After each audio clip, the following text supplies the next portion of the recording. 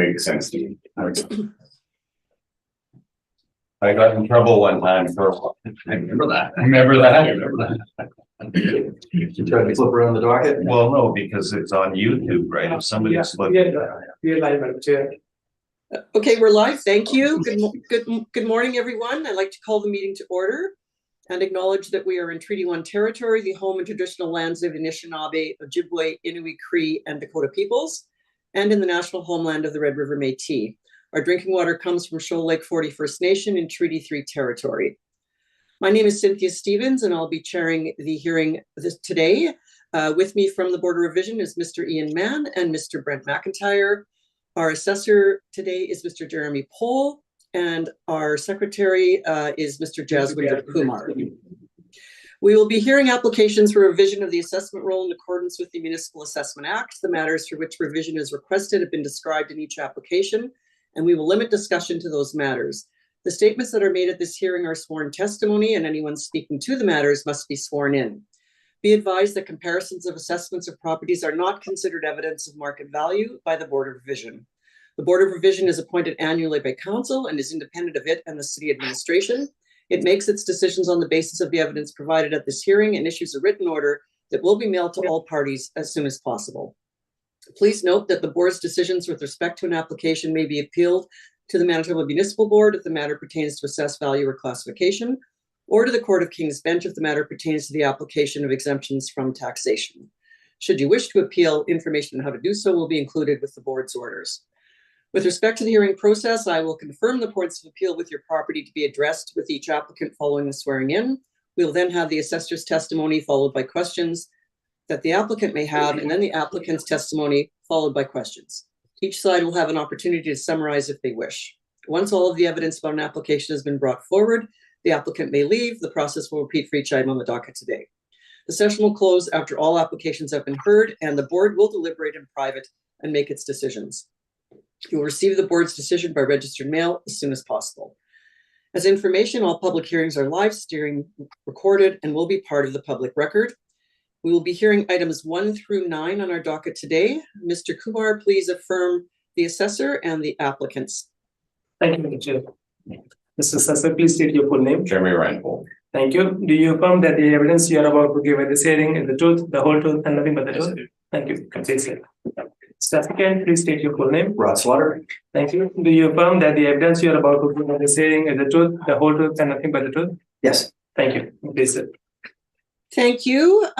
Mr. Slaughter, just before we proceed, there's a few items on the agenda that also have liability to taxation listed as well as assessed value, and I'm just confirming whether you are appealing any of that today. No, I'm not presenting on any of that, Madam Chair. Okay, so I just wanted to confirm. I thought maybe it just was an error on the.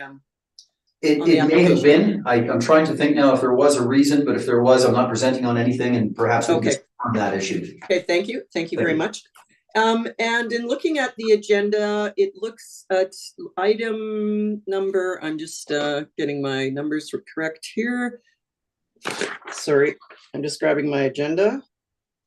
Item number 5 on the agenda appears to be the tower building at 360 Portage Avenue. And assuming that may take a bit more time today, I'm proposing that perhaps we hear that first, if that's if everyone agrees to that. Makes sense for us. Thank you. And Mr. Pohl, you're fine? Yeah, that'd be my. Okay, and panel members? That's makes sense. Sure. Okay, so we will proceed then with item 5 on the agenda. Roll number ending in 800, 360 Portage Avenue. Mr. Pohl, please proceed when you're ready. Sure. Roll number is 1209755780. The civic address is 360 Portage. The 2023 assessment is for 138,467,000. It's grantable for liability in class at 60. So this is the hydro tower. We're all aware of it. Mr. Pohl, I'm just going to stop you. I just want to clarify. You said 467, but I think you just transposed the numbers there. It's 476,000. All right, 476. Thank you. Okay. Yep. Thank you. Apologize. So it's a hydro tower downtown. It's a multi-story building, state of the art. I'll go through a good synopsis of what it is, just so we're reflective of what's there. On page 3 is straight from the Hydro's website, gives a good definition of what's there. It's LEED Platinum, the only one in Canada. I'll kind of stop here for a moment. It's won multiple awards. It has numerous studies on it. It is deemed, loosely deemed, the most efficient building and sustainable building in Canada. It's been awarded as one of the best buildings in the Americas. It's basically a how-to for a very high-end building. This is beyond anything in the marketplace. So I'll go through the reference of the material just quickly so we kind of get a good grasp of it. So highlighted in for your convenience, it costs about 283 million. Costs from about 2007 to 2009 to construct. Again, it was a multifaceted engineering project. The write-up is on it is as you care to read. I'm not going to read through everything today. It is approximately 70% more efficient than any other building as far as occupancy or cost to occupy the building. It's geothermal. Essentially, they're cooling the building as on the coldest days in the winter. They're cooling the building because it's so efficient. So I read through a lot of the studies on it. I'm not going to go through them all. I put a lot of links in if you want to look at it. But generally speaking, this is the most state-of-the-art building that you're going to see in the country. So as we go through, there's a little bit of write-up on page 7. Well, on page 6 gives a little bit of schematic of what's actually in the building. Air quality is there is no better building. Basically, essentially, this building has a skin wrapped around it. They channel air through it. They cool. They have atriums of open air. It has the best air quality of any building to date that I'm aware of in this country. Anyways, it is just a marvel of what can be done. So if we go through to page, starting on page 14, it is the site, obviously on 360 Portage. As you can see, when we go through the pictures run to page 43. You can just take a quick look through them at your leisure if you like. It basically shows the building itself, the exterior.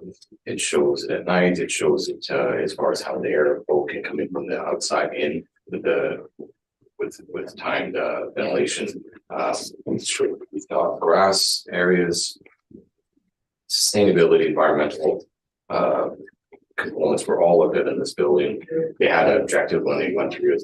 Clearly, their utility company, and they wanted a property that reflects that, obviously. So as we go through the building, this highlights the quality of the finish of the building. It is spectacular. I went through Mr. Slaughter for some area issues a couple of years back, where we had to take out some of the area that we had because we had to take out the vertical penetrations and count the spaces. So there's a couple of floors up top that had to be removed, as well as in the vertical penetrations. The areas were reviewed and we are in the areas. So as we went through the building, we only went through a select handful of floors. There's obviously it's large building, but as you can see in the pictures, gives a good indication of what's there as far as office and quality of finish and all the rest of it. So started on page 45, it's a bit of facts from the building.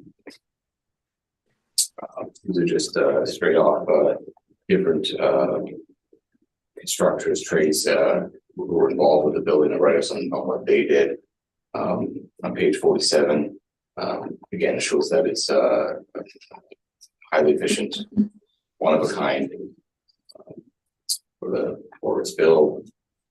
It's won numerous awards as we go through on page 49. Write-ups if you'd like to read through it. So highlighted on page 51. Manitoba Hydro unique building envelope enabled it to meet all of the goals identified as the project charter, result in the most sustainable, energy efficient office tower in North America. So I'm not really going to get through much more of the performance of the building. It is what it is. I don't think it was a question today. It is quite a marvel of what they built. So on page 53 is the IE. What they submitted. They have one IE, obviously they're owner occupied. They do have some tenanted areas where we will see in the other appeals. Those are on the other roll numbers are 4 tenanted areas that may become tenanted areas. So on page 54 is a continuation of the IE, and then of course the COVID questionnaire on page 55 and 56. So with that, I'll get to the actual workup in the middle. So you turn to page 9. This is the heated parking structure. Originally there was supposed to be more, but they had a higher water table, so they can only put in 101 stalls. We have it at our model rate of $103.50 a square foot. That gives us and that's net obviously, and that gives us net operating income of $187,542. Capped at 7% gives us $2,679,000. Obviously, that's a small portion to what the major building is. So on the next page, on page 10, is the work for building. It's pretty straightforward. 570,592 square feet. I overrode the rent and I put it to $19.75 based on the information I had while I did the reviews of the marketplace for the OFAs and OFBs. I'll get to that in a moment. For that $19.75, it produces a potential rent of $10,222 for $10,222,442. And then our standard parameters would apply to that at vacancy at 10%, non-recoverable expenses at 3%, shortfall at $15, and overall capitalization rate that's 6%. Gives us $135,797,000. On the next page is the 2 interest streams summary. So that gets us back to the 1,030,000. Can't speak today. 138,476,000. So from that, I'll go to the marketplace study, which I prepared. Just back to.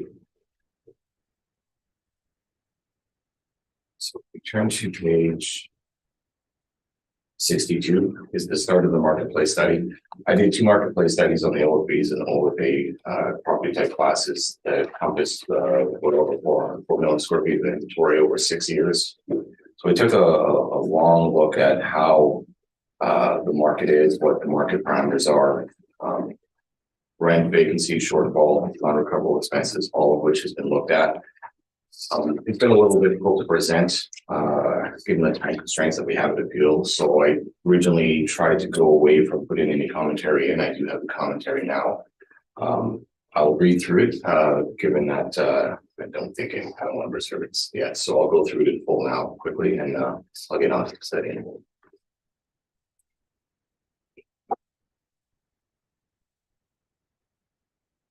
This is for the OFA marketplace summary. This is my commentary. You'll be seeing this moving forward in cycles to come. These two studies were done in a way that they will be vetted through whatever modeling comes, whatever assessed values come from our modelers, and then through the studies, and then making sure that they're fair and equitable. So, the summary of this is the OFA marketplace study's main purpose is to ensure fair and equitable assessments for the property type classes. In this case here, Class A. The study is also being used for appeal defense purposes for the Board of Division for the 2023 reassessment. The study is sourced from a 6-year review of every OFA property that operated on a net rent basis. The study encompasses 6 OFAs. There are 6 that rent. There's obviously some owner-occupied ones that don't, so that's not included in the study.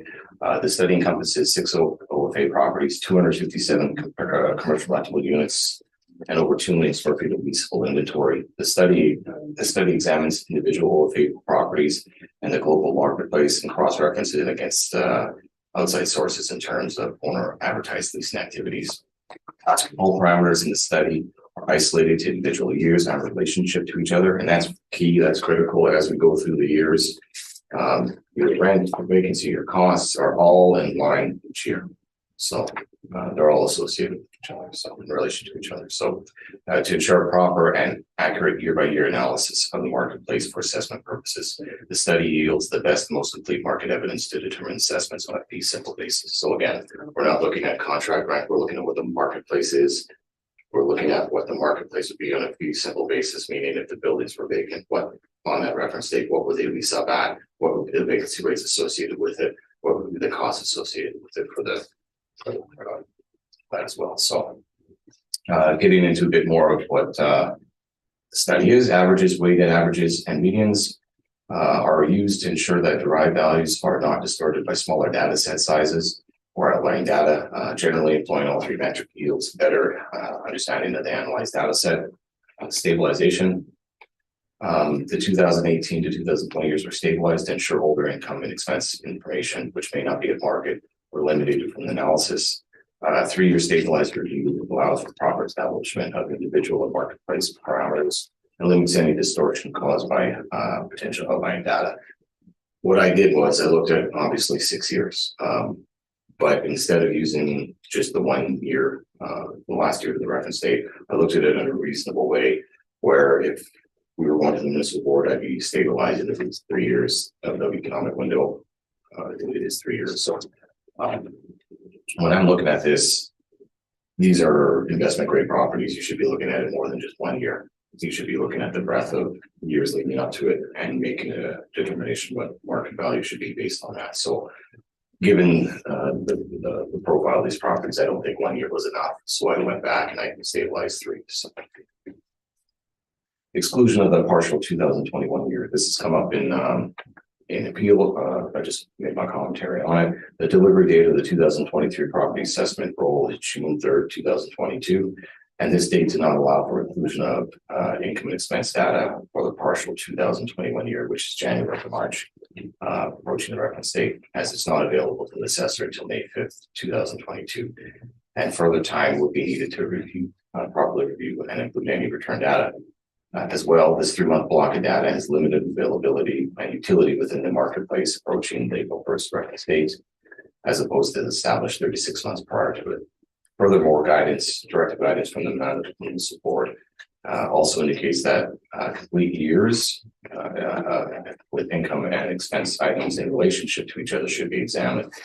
Given the above rationale, the assessor has not examined or included its partial 2020 year for the studies or the May 4th year will be. The quote that I'm quoting from the board order that I'm quoting from is Municipal Board A 18-478, 478. It is the tax multifamily tax issue where you can sort of make out what the taxes would be just post reference, or do they get all the information to kind of calculate what it might be, should be. The board said no to that, it was post reference, but most importantly in that order, they made it clear that all line items should be looked at in relation to each other. Meaning, if you're going to try and jump to the next year for taxes that would have been going up, then why are you not looking at the next year for rent or expenses or anything? So realistically, you should be looking at each year individually to themselves. So the board spoke pretty well on that. And I think it was a very good order that, in my opinion, it was less on post reference and more or less keeping income and expense items in line for each year. So for the rent, and I'm going to pause here for a moment because there was a bit of an issue last hearing, and I just wanted to clarify. Wordage in this document has changed a little bit. I've updated it. The rent used shown or consists of new leases and step-ups in an individual year. I want to make sure and clear to the panel that we're looking at new leases that are in place, and we're also catching any step-ups. So if there's any change in rent, meaning any step-ups, we're catching that in that year. This whole study is a reflection of what's in place in the given year for that rent. So if we had a rent that started in 2013 and it was X amount of dollars, it's not looked at. But if it was a newly started at 2015, we're looking at that, and any other year of new leases we'd be looking at, but we're also looking at step ups wherever the step ups are changing and increasing. We're also catching those step ups as well. And that's important. I think that I think it's clear now, but I want to make sure that's clear to the panel that we're looking at the rents that are in place, reflective of what the market is in the individual years. So as we go along, maximum and minimum asking rents are achieved. Maximum and minimum asking and achieved rents are also examined to ensure outlier data, usually below market level due to tenant inducements, are identified to minimize the distortive effects on assessing purposes. For assessing purposes, the assessor is satisfied that through proper use of the study that the outlier rents have minimal impact on the marketplace results. So again, the next order, and there's multiple orders, I just chose this one. The municipal order A97-280 basically states that there is no tenant inducements that will use or TIs that we use to affect market value. And that's why I'm reviewing and taking in the step ups the way that they are. Usually, if you have a long-term anchor tenant, long-term tenant, you'll get a step up in the first block of your term. There may be the tenant pays for some of the improvements, there'll be a deduction in rent, maybe a free tenant or a free rent inducement, something or other to get them in the building. As time goes on, those TIs erode and they go back to market. So as we go along in the study, we're catching those step ups. If you use the study properly, those tenant inducements, which are inherent, there's still some in the study, are minimized as we carry along. So that's the emphasis of how I constructed the study. So.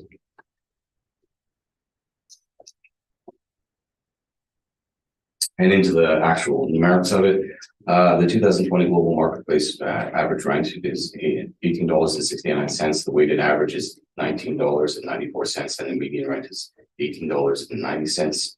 The 2020 minimum rent is $14, and the maximum is $24.45.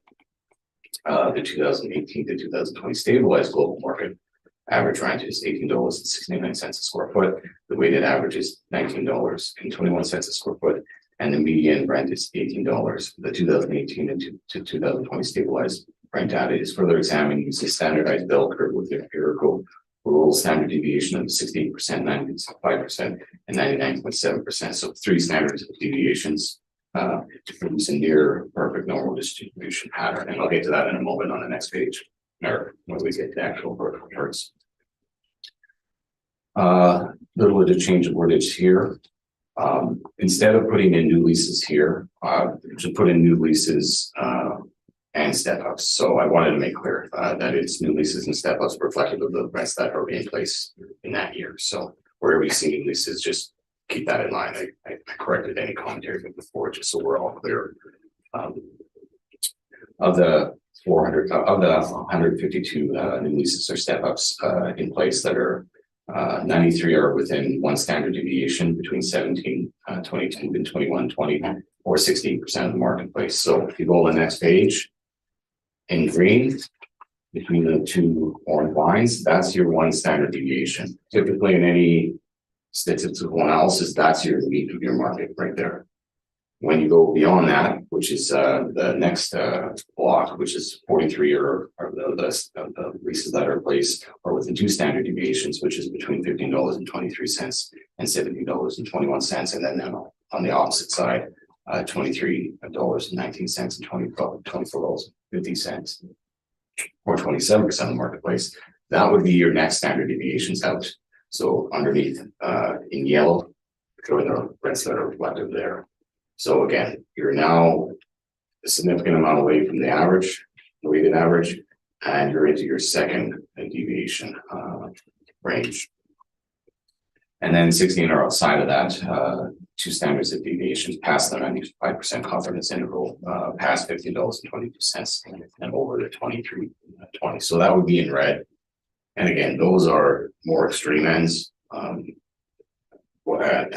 I'll kind of stop on that for a moment. We have one with at 311 Portage, which is newer buildings, obviously getting a higher rent than everywhere else. That's the reflection of the 7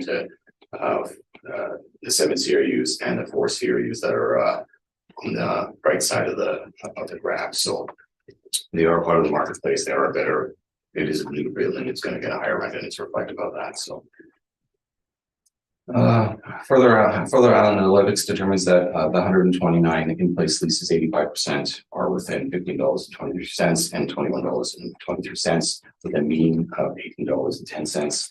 7 new leases, or 5%, are within the 21 per square foot and 23.18 square foot range, with a mean of $21.89, and 81 new leases, or 53%, are signed within the $18 and 22 foot range. And that's kind of where you see the mean of the market, between $18 and $22, with an average, weighted average of that. So just around $19 above. So on the reference date, that's April 1st, 2021, the assessor satisfied that for below average OFAs, and I use that term loosely. There are no OFA classified, and all of them are OFAs for a reason, but within the OFA market, there is a range. So for below average performing OFAs, the property stabilized, the property below average performing OFA property, the stabilized rent is between $17 and $18. For an average, it's between $18 and $22. For above average, it appears to be between $22 and $24, which is 311 Portage. I'll get to that in a further talk on that in a moment. These findings are supported by outside sources, and again, I can go through that as well, or you can just read through it. Basically, outside sources are showing that to get into the marketplace, you're asking at about $20 square foot. There is a couple at about 18, but generally it's about $20 square foot to get into the marketplace for an OFA. For the vacancies, and here's a little bit of there's a little bit of an issue here.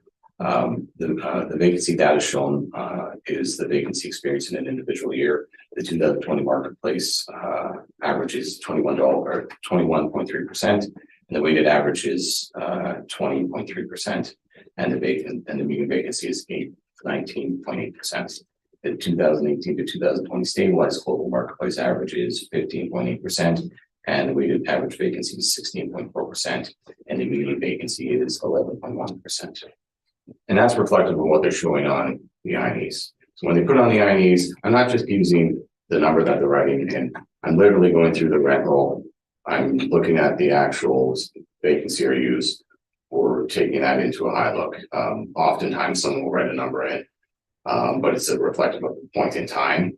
And when you actually do the numerical work, it may differ a little bit as far as the actual CRUs that are occupied. So that's what they're holding out to us.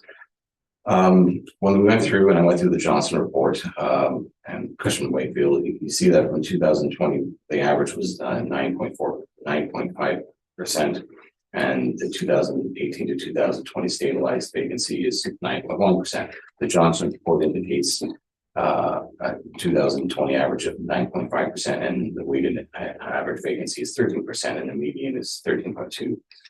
And for the 2018 to 2020 stabilized average, or that's the Johnson report, the average vacancy is 7.3%, the weighted average vacancy is 9.7%, and the median is 8.1%. So right there was a high degree of pause. My numbers came out quite different. So when we went through the marketplace, what it was indicated was not all the spaces were being advertised by property owners, and that's really reflective of a couple that you see here, and I'll go through. There's been some of that space that's being held back. Either there's committed spaces already, there's contracts in place already, or there's brokers that are already actively marketing and they already know they have a tenant. So you're not going to advertise that space.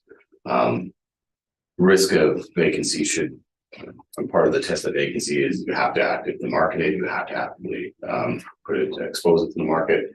If you're not doing that, then that's not something you should be including in a market vacancy. So I'll get to the commentary on that now. Further analysis revealed that unoccupied spaces reported to the Assessment and Taxation Department. Much of it includes spaces that have already lease commitments and or were not offered or advertised in the marketplace. In general, vacancy occurring within Real property requires effective management, which includes advertising a vacant space. Unoccupied spaces being withheld from the marketplace for various reasons, such as amalgamation of CRUs for new anchor tenants, renovations, movement of tenants within a property, doesn't meet this test. So, and there's numerous municipal board orders that indicate market exposure on advertising the vacant spaces before considering adjustments to vacancy. So when I went through the marketplace as a whole, what's reflected on our IDs, what's reflected on what the property owners are doing and the rates that they're advertising, the spaces that they are advertising, I found it more reasonable to put in the 10%, which is pretty much what Johnson report was indicating and Cushman Wakefield. So from there, I'm satisfied that a 10% market vacancy is appropriate. For non-recoverables, the non-recoverables data shown consists of non-recoverable costs experienced in an individual year, minus any below line items or non-operating costs, often including as tenant inducements or improvements, leasing commissions, incentives, free rents, etc. We don't include that obviously in ours. There will be some difference between the non-recoverables the agent presents because the methodology is different, and I think it's well acknowledged from the last cycle. So I don't think we really need to get into much more than that. The 2020 global marketplace average non-recoverable is 2.2%. The weighted average non-recoverable is 2.6%, and the median non-recoverable is 1.6%. The 2018 to 2020 stabilized global marketplace non-recoverable cost is 2.3%. The weighted average non-recoverable cost is 2.6%, and the median non-recoverable cost is 1.6%. So after that, the same analysis went into the shortfall. Shortfall data shown consists of reported shortfall cost per experience in an individual year. The 2020 global average shortfall is $20.03. The weighted average shortfall is $19.31, and the median shortfall is $20.71. The 2018 to 2020 stabilized global marketplace average shortfall is $19.59. The weighted average shortfall is $19.32, and the median shortfall is $19.40. Outside sources indicate that from the Johnson report, and the Johnson report is the only one that actually does this. Cushman Wakefield doesn't. But because there's actual an inventory for Johnson report, you can use that information. So the Johnson report indicates that the 2020 average shortfall is $18.34. The weighted average shortfall is $19.08, and the median shortfall is $18.49. And the 2018 to 2020 stabilized average shortfall is $17.80. The weighted average is $17.92, and the shortfall median shortfall is $18.34. Our numbers differ a little bit from modeling because modeling also looks at the owner occupied aspect of it. Costs are costs regardless of who pays for them. So they have a bit more that they would have looked at. I don't, because I'm just looking at the actual ones that are renting and incorporating that into the study. It wouldn't be fair to incorporate owner occupied costs into it. Same way as if you included the vacant space, which wouldn't be vacant because they don't participate in the marketplace, it would artificially lower it. And you shouldn't be doing that. So I isolated it to the 6 that rent. So with all that, I'll go through the actual charts that we put in to kind of explain the commentary. And this is kind of, I try to put it in a way that is concise and accurate and usable as can be. So as we look here at page 65, this is the OFA marketplace study overview. This is all of the marketplace being reflective. You're doing an average, weighted average, median, min, max rents. Exactly what I was commenting to earlier. You have your 6-year study. You have your individual years leading up to the reference date, which 18, 19, and 20, and then you have your stabilized to the right. So I'm choosing to look at the stabilized, not just the last year, because it's more reflective of a block of time that any investor would look at. For buildings, when you're spending what you're spending to purchase one of these, you're not going to be just looking at 1 year. You should be looking at the history, and since we can't do it we can't explore anything past the reference date, we're limited to looking at just the time leading up to the reference date. So I think a 6-year analysis is good for these properties, this property type class, and stabilizing the last 3 is very it is very conservative and reflective of what the market would be. So as you can see, the numbers are in place there. Pay particular note to the vacancies, and I'll go over that as we move along. They're higher from what we actually shown on reflective of the IDs. We see that again, we have a stabilized rent of about $19.21. We have a vacancy weighted average of about $16 or 16.4%, and that's for 152 CRUs that leased up or step ups in place that for the 3 years leading up to the reference date. And below that is obviously what we just talked to, the shortfall and the non-recoverable expenses. Below that is the chart.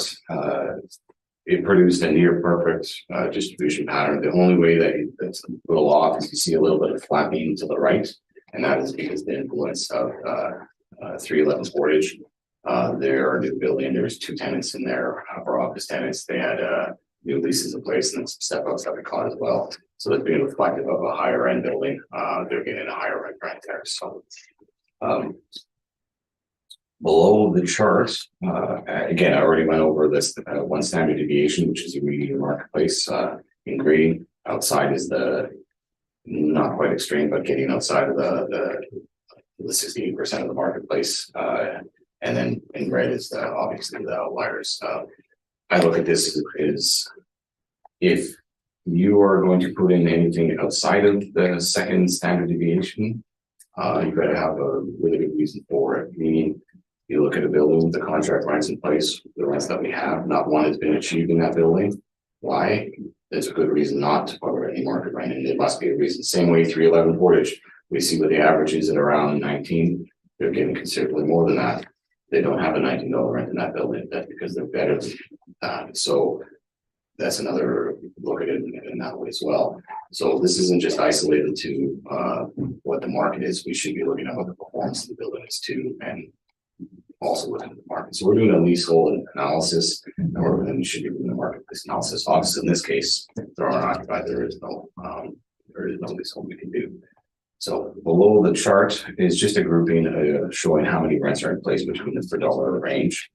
And it's just a reflective showing where the median of the market can be a little bit more on that. So underneath that is your OFA outside sources. We already spoke to that at length. Just to make sure that I wanted to point out that on the 19-year for Cushman and Wakefield, you see a $25.97 rent average for asking. That's the influence of True North. They're obviously leasing out. It's a blip. And then the market went back down because basically True North built up. It doesn't show it in the Johnson report because I redacted that out. I do not believe that building. I haven't had a chance to review it in full. We just recently got the full rent roll. I got made available a full rent roll to review.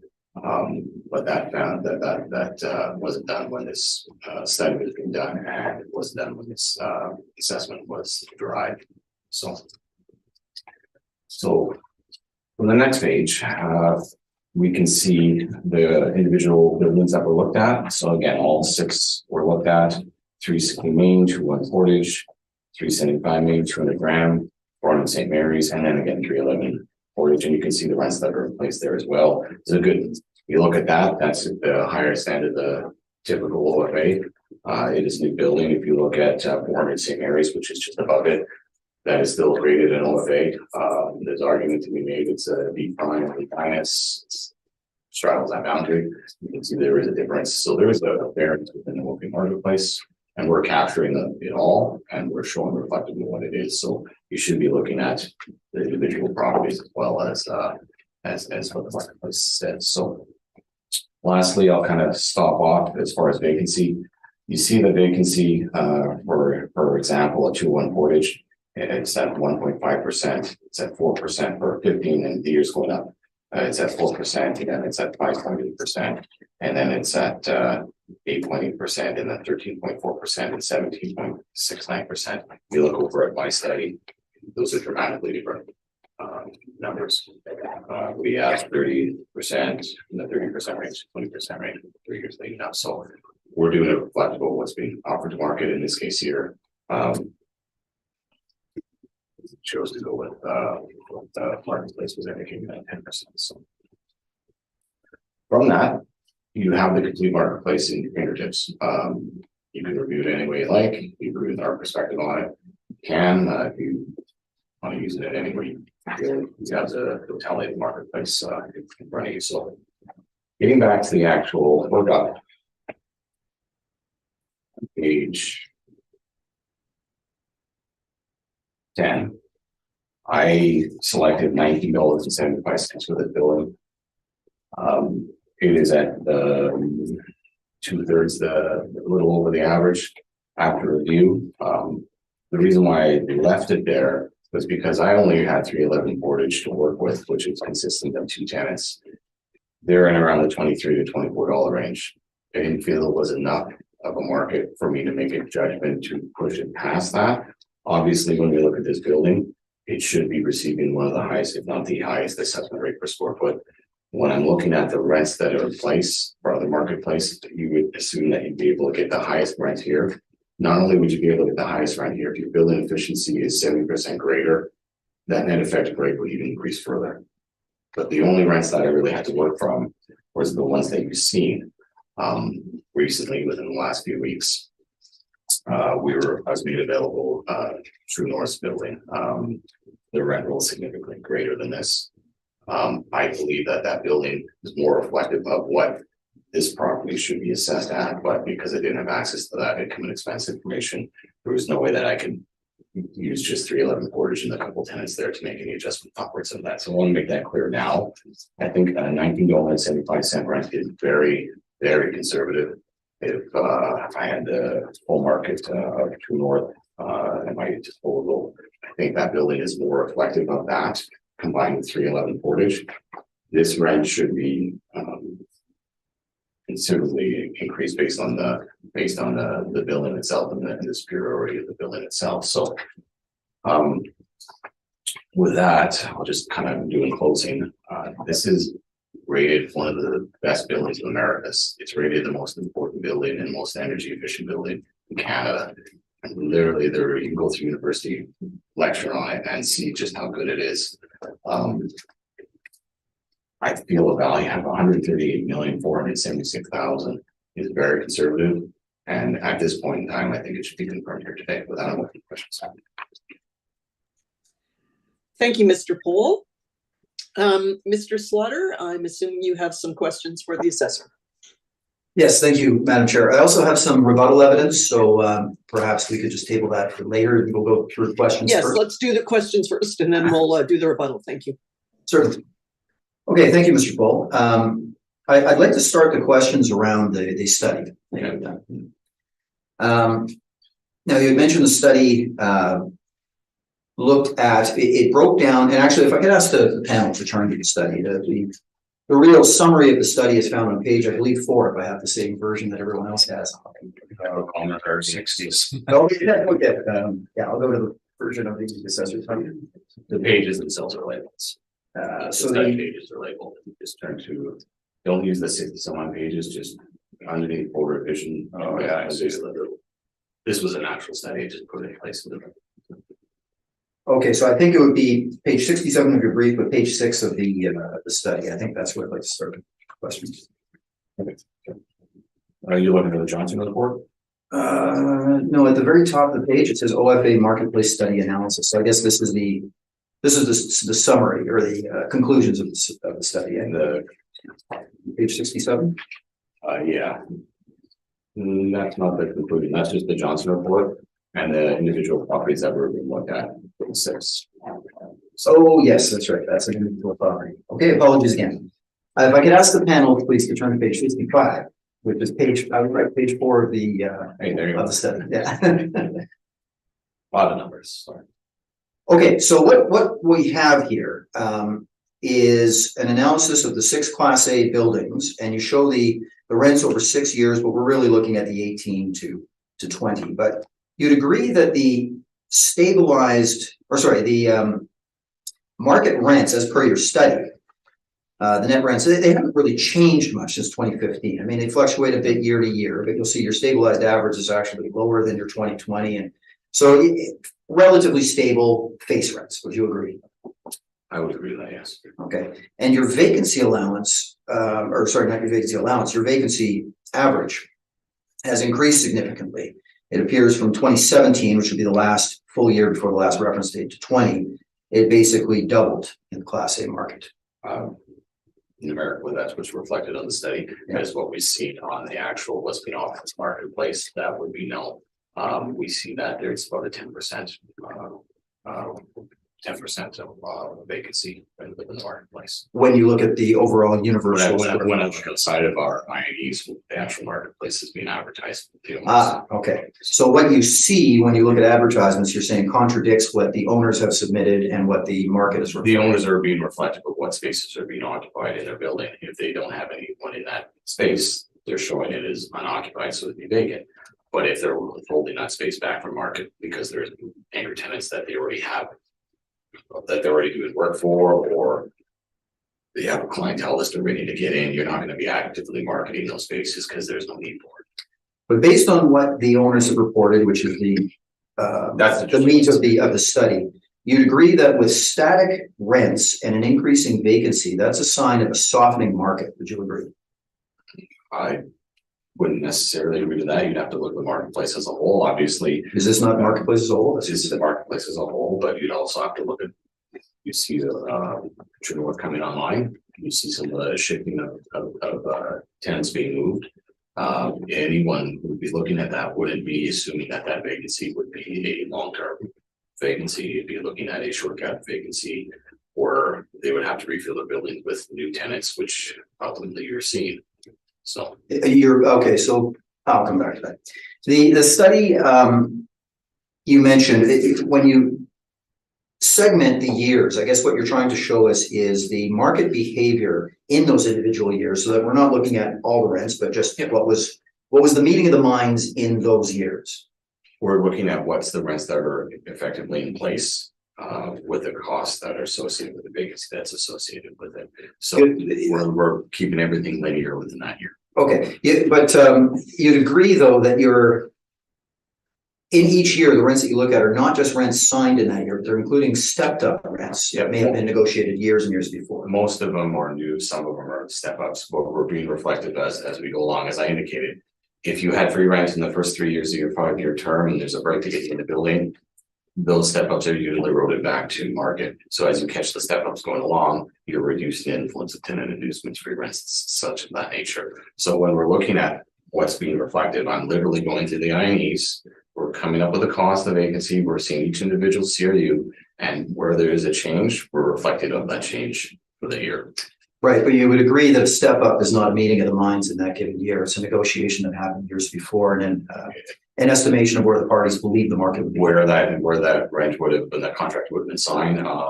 There are also renegotiations of the market, right, that are reflected per 5-year block, whatever your contract is, right, whatever your lease is. So we're just being reflective of what the market is, when the owners are showing us what the market is in individual years leading up to the reference date.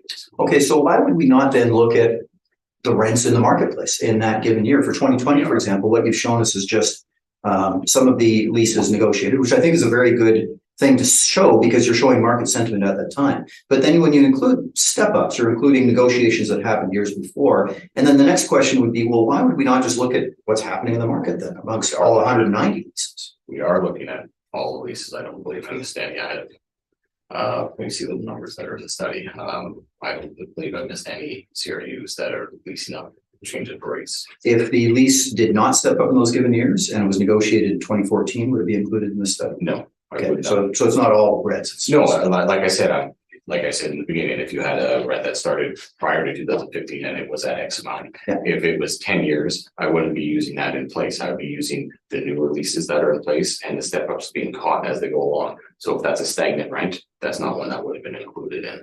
So what we're trying to do is be reflective of the market approaching the reference date, but also being fully aware how tenant inducements works, free rents were tenant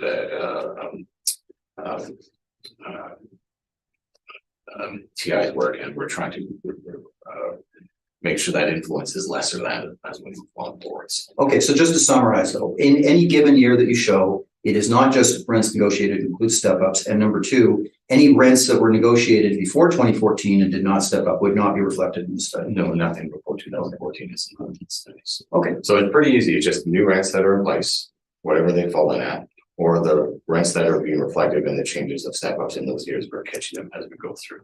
now we don't see here the rents in place that you used in the study, but you and I have discussed some of those rents. And to confirm, we don't have main floor retail restaurants, main floor banks. We have that. No, I have looked at that. I recorded it, but I redacted them out of the study. So, But that it hasn't changed here. no.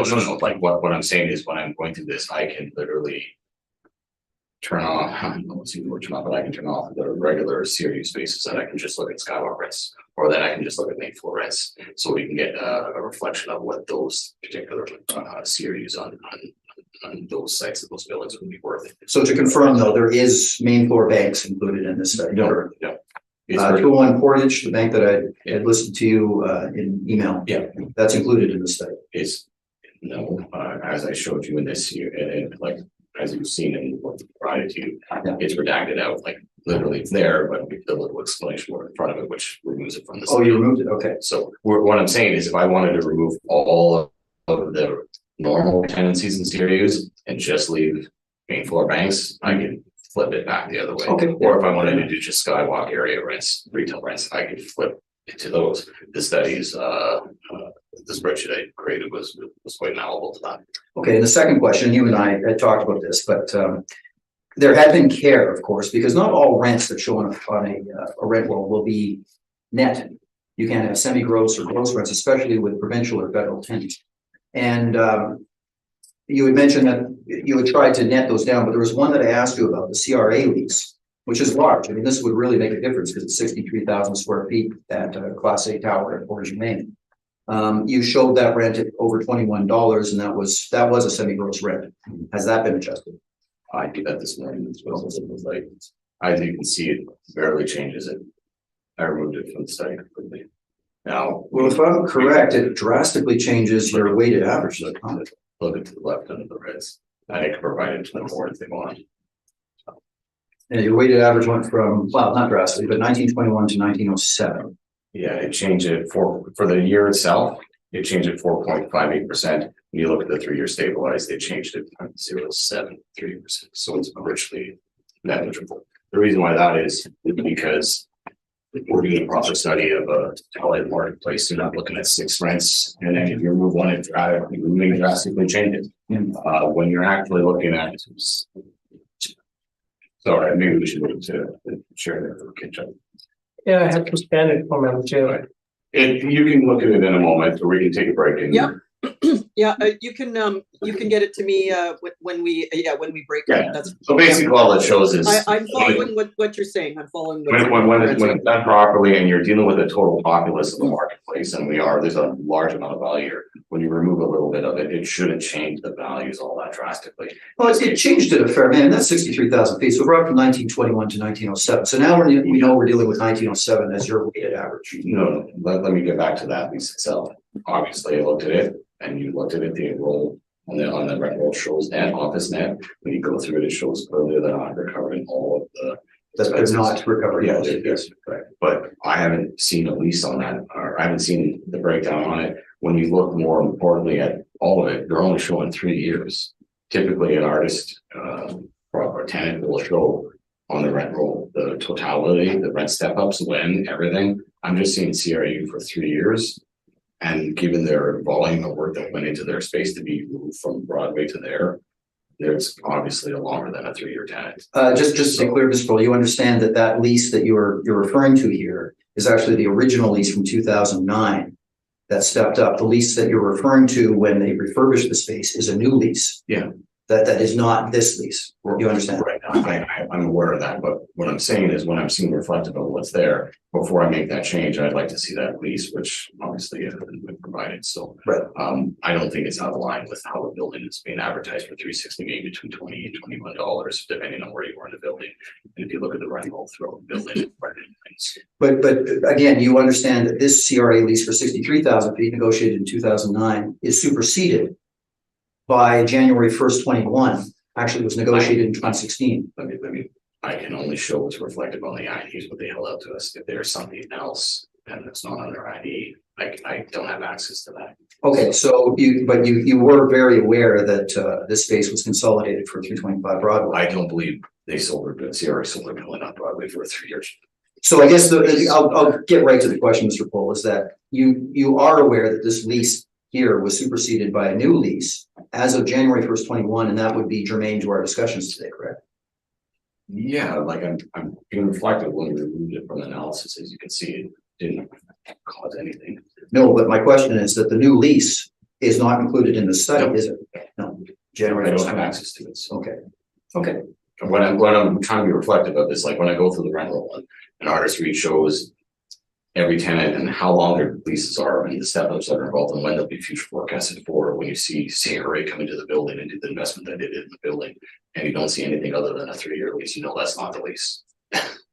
Right. So Okay. So at least that's not the full lease. you mentioned that this sort of study has never been done before by the city.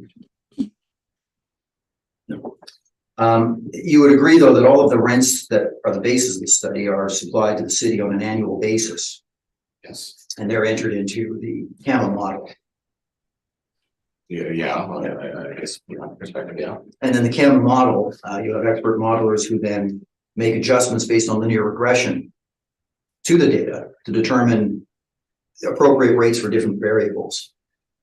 So this is kind of a simplified version of the model, is it not? I don't want to say it the wrong way, and I don't want to. Modelers do what they do, and they're very good at what they do. I found that the rents have been very accurate once we switched over from our old Canada system to a new one. But I'm going to do this based on my knowledge of the marketplace. I'm going to do this based on my knowledge of case law, and I'm verifying what they're doing. I essentially created my own little model, whatever comes from them will be vetted through this to ensure that it is reflective of the market. Yeah, you made a comment that I thought was interesting. You said, I selected the market rent. So you had, I guess, overridden the model for the current assessment. Okay. Based on Just the rent. Okay. And that was the commentary why. I'm looking at only 2 tenants at 311 Portage, which are greater at the $23 to $24 range, and realistically, should it be there? I can't do that based on showing tenants. That's not enough, in my opinion. So I went to the conservative end and put it at a little bit more than mid-range of the model, or a little bit more than mid-range of the study. And then a few weeks ago, True North's rental was made available to the department via all this. I'm now going to be involved in that as well. Now that we have True North, which is a high-end building greater than the average, right? And we have Portage, which is greater than the average. We now have a marketplace to review what the best, most efficient building in the city, in the country, would maybe lease out at. Well, So when I'm looking at this, and I want to make it very clear, moving forward, if this gets appealed to the municipal board, I'll be reviewing 201 Portage as well as 311 Portage, or sorry, True North, as well as 311 Portage, and making more of a reflection on what this rent may be, and that will include a review of the expenses in 360 Portage to see if they are right around 70% greater than. Because if you are greater, or I should say less than the marketplace, if you are paying 70% less, there would be a net reflection of that in the rent that you can achieve here. so True North, you agree that that's considered a class AA, is that correct? Yeah. It's a different classification. Oh, yes, and that's, yeah, make no mistake, it is the premier building in the city now for Class A buildings, but when you look at this building, it is superior to that. Like, it just is. That would be your opinion Multiple engineers awards, right? on efficiency, but I'm not gonna differentiate on that. I mean, I've been through a lot of them. It is a phenomenal building where it's world renowned. the 311 Portage, you mentioned this one, and it pops up a number of times in your study because I guess it steps up on an annual basis. And you admitted that fell outside of the second standard deviation. It was definitely an outlier. Yep. Yeah. Identified as such. And you're aware that Stantec designed and built 311 Portage. I believe they had a larger role, I guess. Yeah, they designed it and built it, and they are the main tenant of the 60,000 square feet. I mean, typically, we would consider that an arm's length lease. Until I see a lease where there was a sum taken back, and I can't say that they're showing their arms like they're showing their net. I'm not gonna redact that back. But you agree it's completely an outlier, and you agree that it has a red flag raised as far as the arm's length nature of the tenant. I would disagree with arm's length nature. I don't know, were they paid, were they not? That's speculative. Okay. But as far as being an outlier, I want to make it clear.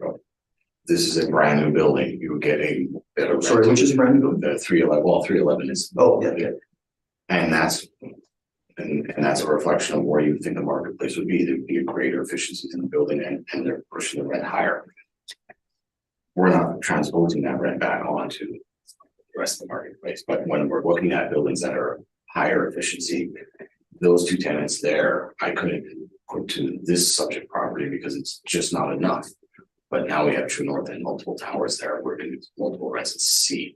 So these two towers total would be good comparisons to the subject property that 364. It just, I was not and could not do that in the work because I get all tested the owner. We just recently got that information. So this role would have been set way in advance. Even for the appeal process today, I couldn't use the True North role.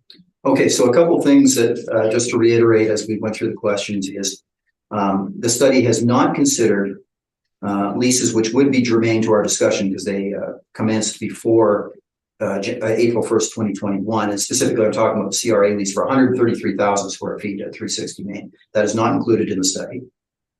Just what's reflected on the rentals from 2000. Okay. And the second point is that you had adjusted the rent for this property based on your study. Right. And it appears that in the study, the one lease that you're really putting the weight on, it sounds like, is Stantec at 311 Portage. No, if I was putting a lot of weight on that, it'd be a $23 to $24 for the subject property. I just said I excluded it. Okay, it's excluded. So because it's not enough. If I had several buildings where there's several rents in there on that range, I could then transpose that to the subject property. Right. But because there's only two tenants there, realistically, that wasn't enough. I erred on the side of caution. Marketplace, but I'm a bit of a higher. Okay, so then what we know is that if Stantec isn't included, though, it still pushes the weighted average up in your study. And we have a corrected weighted average when we when we correct the old CRA lease to be net, and we had a weighted average of 1917 a square foot now. The subject property is owner occupied, single occupant, correct? Yeah, for the roll number itself, yes. So it's over 500,000 square feet is the space that would be occupied. And you have a rent that's higher than your average for, typical sized Class A units. Has economies of scale at all been considered in your application of a as far as economies of scale, there would be no. I have trouble with this because there has never been a proven herd analysis to get to this. Even if you're alluding to St. Mary's order, there is no upper end bracket for a 500,000 square foot tenant. So you really cannot do that marketplace analysis. Okay. So what we can do is look to the case law and look to the marketplace itself. And I've looked to Great West Life. That's the largest building, single tenant building in the city. They didn't apply economies of scale to that order.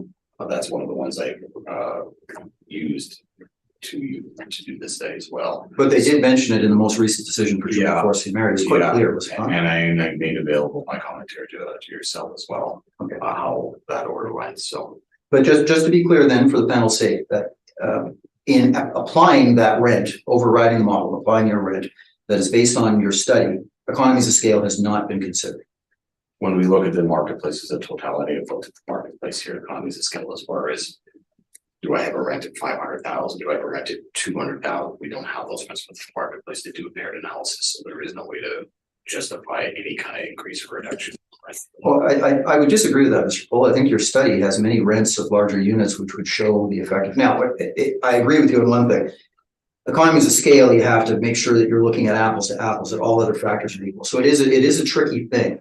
But I think your study would point out that larger units typically rent for a lower amount per square foot. What my study typically shows is that larger tenants are usually anchored tenants and they're influenced with tenant inducements in the first few years, and it reduces such that from that on.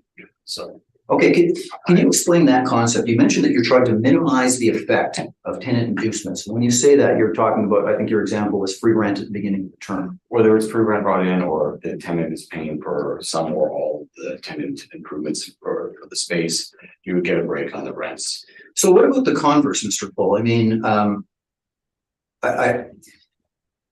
you understand that many of the leases in Class A buildings, especially in a tenants market like we're in today, have significant TIs, that is landlord investment, in order to attain those rents. And basically you'd agree that as the investment by the landlord goes up, so too would the rent being paid by the tenant. So when you say you're trying to minimize the effect of tenant inducements, have you considered that aspect at all? Sorry, Saturday. Looking into the amount that landlords have had to spend in order to attain the higher rents. In other words, the higher rents in your study are influenced by significant landlord tenant inducement. No, because the tenant inducement would reduce the rent. Once you take that reduction away, it goes back to market. Well, I think we have a very different interpretation of tenant inducements, Mr. Cole. I supplied you with all 660 rents for the two studies. I have all 660 rents. I work for every one of these buildings and I interview all the owners. And I know that, so let me put it this way. You would not agree that many of these rents, you've had it in your evidence, the permits, significant permit values that the owners have invested into these leases. That's not a consideration at all when you say you're trying to minimize the effect of tenant inducements. I just stated that this whole study is created in a way that does minimize it. Catching the rents as they go back to market or less influence to market as the leases go along. Yeah, to me, if you're trying to reflect it, you would recognize where a rent is above market because it has a significant tenant inducement, but we don't see that at all. It's just taken as, oh, this is the fixed rent. It's significantly above market because it has a tenant inducement. 100%. So tell me which rents are being overpaid then, like how do you work that out? Usually tenant inducement reduces the rent that you pay. No, it inflates the rent that you pay because the landlord has invested an amount which they amortize into the rent. Right. So when they're paying, say, $17 and they're showing a tenant inducement and it should be around $20, you're saying that somehow that is not, or that's overinflated to $20 when they're showing it to be? What I'm saying is if I am examining rents in a market, I would take the time to examine those that stand out as higher or lower. And I would discover that typically when they're higher is because the landlord had to invest more money into those leases. And then the question in my mind would be the same thing I'd do if I'm looking at buying a house. The next door house that sold is almost identical, that it had $100,000 in renovations put in. Mine was last renovated in 1992. Is that a factor in my determination of value? Of course it is. So my point is that I don't think you've recognized the factors which would inflate the higher end of the rents. No, I have. What you're saying is that the tenant, did the owner pay? What I'm saying is I'm reflecting the one where I know that the tenant paid. Okay. Well, I'll tell you what, Mr. Gold, I'll leave this for rebuttal then, because this is an important point, and I guess it's not coming up in questioning, but I'll talk about it in rebuttal. The effect. Because we're getting into more of a debate than a question here. So thank you. Yeah, thanks, Madam. Capitalization rate of 6%. Do you have any evidence to support that? Oh, yeah, sorry. Maybe I glossed over that. There's a lot here. Page 57 and 58. There has been no sales of OFA buildings with the exception of 201 Portage, which that building, that sales never been released to the public. So the only ones we can go with are the OFBs that have sold leading up to the reference date. There has been 4 1 at 1 at 240 grand, which you see there.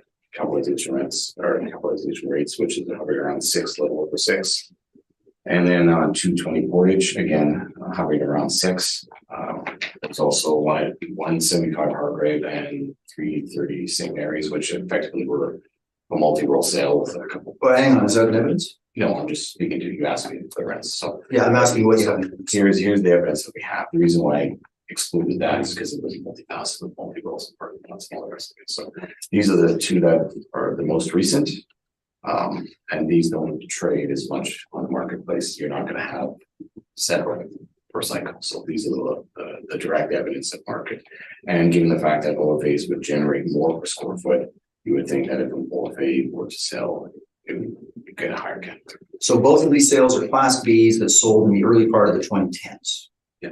Okay.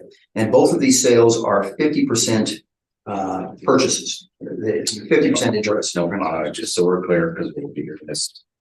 240 grand was a 50% interest sale. 220 portage, and I think we clarified this last time. And No, I think we disagreed on this, but go ahead. It was a half interest sale. Mhm. When I looked at it, when we went further back to artist resale, it was 2 half interest sales on the same date. Yeah, it was So it was a a full full, half so it was interest. a full interest. Okay, we have a disagreement on that. They clearly state in their records it was 2 50% transactions, two separate owners. Okay, again, we're getting into debate rather than, Okay. let's stick to the questions and let Mr. Poole answer the questions and you can present your evidence when And you're so done. that is completely accurate. We just said before, when I looked at it, it looked like it was 1.5 interest sale, and artist read or the only other half interest, whatever it wasn't, they didn't hold any interest in it.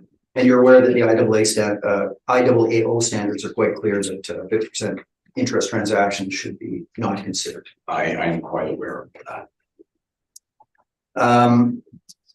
I think that is all my questions. Thank you. Thank you, Madam Chair. Thank you. Mr. Mann, do you have any questions for Mr. Poole? I do. Thanks.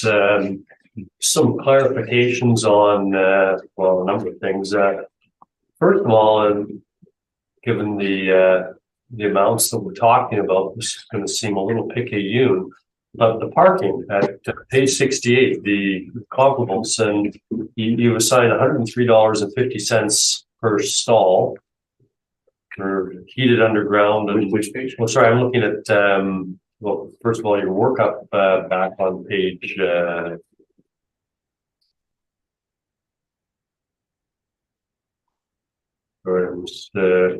Page 9. page 9 and 10. Page 9 is up, right. You've got $103.50 per stall for 151 stalls. And if you go to page 68, you've got your gross parking structure rates as of April 1st, 2021. The parking rates modeled at $103.50 aren't even close to the monthly rates or the actual. Is that the difference between Those the gross and the net? Those are gross on the one Okay. side, and on the other side, it's netted out. Okay. Just so we're clear, I'm going with what our study, or I should say our modelers did. Typically, when I review these at municipal board, I look at like I've done already, from basically North Portage south to Broadway, and then Memorial over to a bit past Main Street. These are monthly rates. Typically, when we look at stalls and I look at how the performance of the parking lot is, it misses the transient and weekend parking, event parking, or I would catch all that. These are very conservative. I'm not looking to make any adjustments from $103. I know that to be quite conservative. And they don't even allow monthly or transient or weekend parking at the hybrid building. No, you would have to check how the operating strategy is in place. So this one here is reserved for their employees, I believe. I don't think it's open to market. Moving on generally, I guess, to the OFA marketplace study. Very interesting read. Thank you. It's a lot, and I didn't want to put the commentary in, but I mean it is necessary now because the timing of the deal. So hopefully it's enough. But, well, by my perspective, I enjoyed it last night. But what I'm interested in is the comparables. All of the leases that were reviewed. Leading to the bell curve at page 65. Backing up a little bit. In the early part of your evidence, you indicated that this building was essentially the best of the best. yeah. What other buildings in Winnipeg would be comparable to it? And that's where I tried to sum up. There really isn't one. I mean, no, like they built True North, and I just was made available, and rent roll was just put in. I just looked at, like, the rule was set, the assessed value for this was set, even my appeal work was done for today's appeal. And then that rule was made available to us, and I'm looking at it now. 311 Portage was made available, and that would be the most comparable. As it's right across the street, it's again, a higher end pay, but there's only two tenants. It's only two tenants into a large marketplace. It wasn't enough to say, well, transpose that income from there to this building here. But now that we have this at 311 Portage, and we can look at the towers at True North, we have a much better understanding of what higher end rents would be. True North is roughly around $30 triple net. This one here is at 311 Portage is $23-24 triple net. When you look at a building at this subject property, you would think that to be easily be able to achieve that, considering the efficiencies in the building as far as being 70% better than the market. But before I make any adjustments to this, I would go through 311 Portage on both income and expense side. Then I would go through all of the North, which just came online. It's been released now, but realistically, I now have the paper copies of in my hand I can look at. Then I would reconcile where this would fall. And that's where I made the commentary that with that information, I'd be looking for a higher rent rate here, but I did not have that available to me before this meeting. This model, for want of a better word, that you have established with respect to this shows the average weighted rents, the median weighted, and the range weighted averages. And then you indicated a few times that you overrode the 3-year weighted average from. Oh no, I didn't know. There was an issue that came up in discussion with Mr. Slaughter where the CRA rent was questioned. So what I did was I removed it just to show that when you do a large sample, if you remove a small tenant, it shouldn't change the sample. It shouldn't change the populace results, and it didn't. Like literally, it changed it. I mean, you'll have the paper in front of you. It virtually didn't change anything, and that was a large tenant. So, I guess I understand the removing of a small sample or a smaller sample. Yeah. But the 1975 per square foot, that was derived how? 1975 was after I reviewed everything. I looked at what I felt it should go at, what it would go at based on the information I had. I feel that $19.75, which is greater than $19.21, and just below the 2020, which is $19.94, is in between those two. I feel $19.75 overall for the building based on the information we had at that point in time is as high as I could put that rent comfortably, or where it should be, right? But we have True North coming online, and I have access to all their financials and their rent rolls. Now we have 311 Portage, which is enough.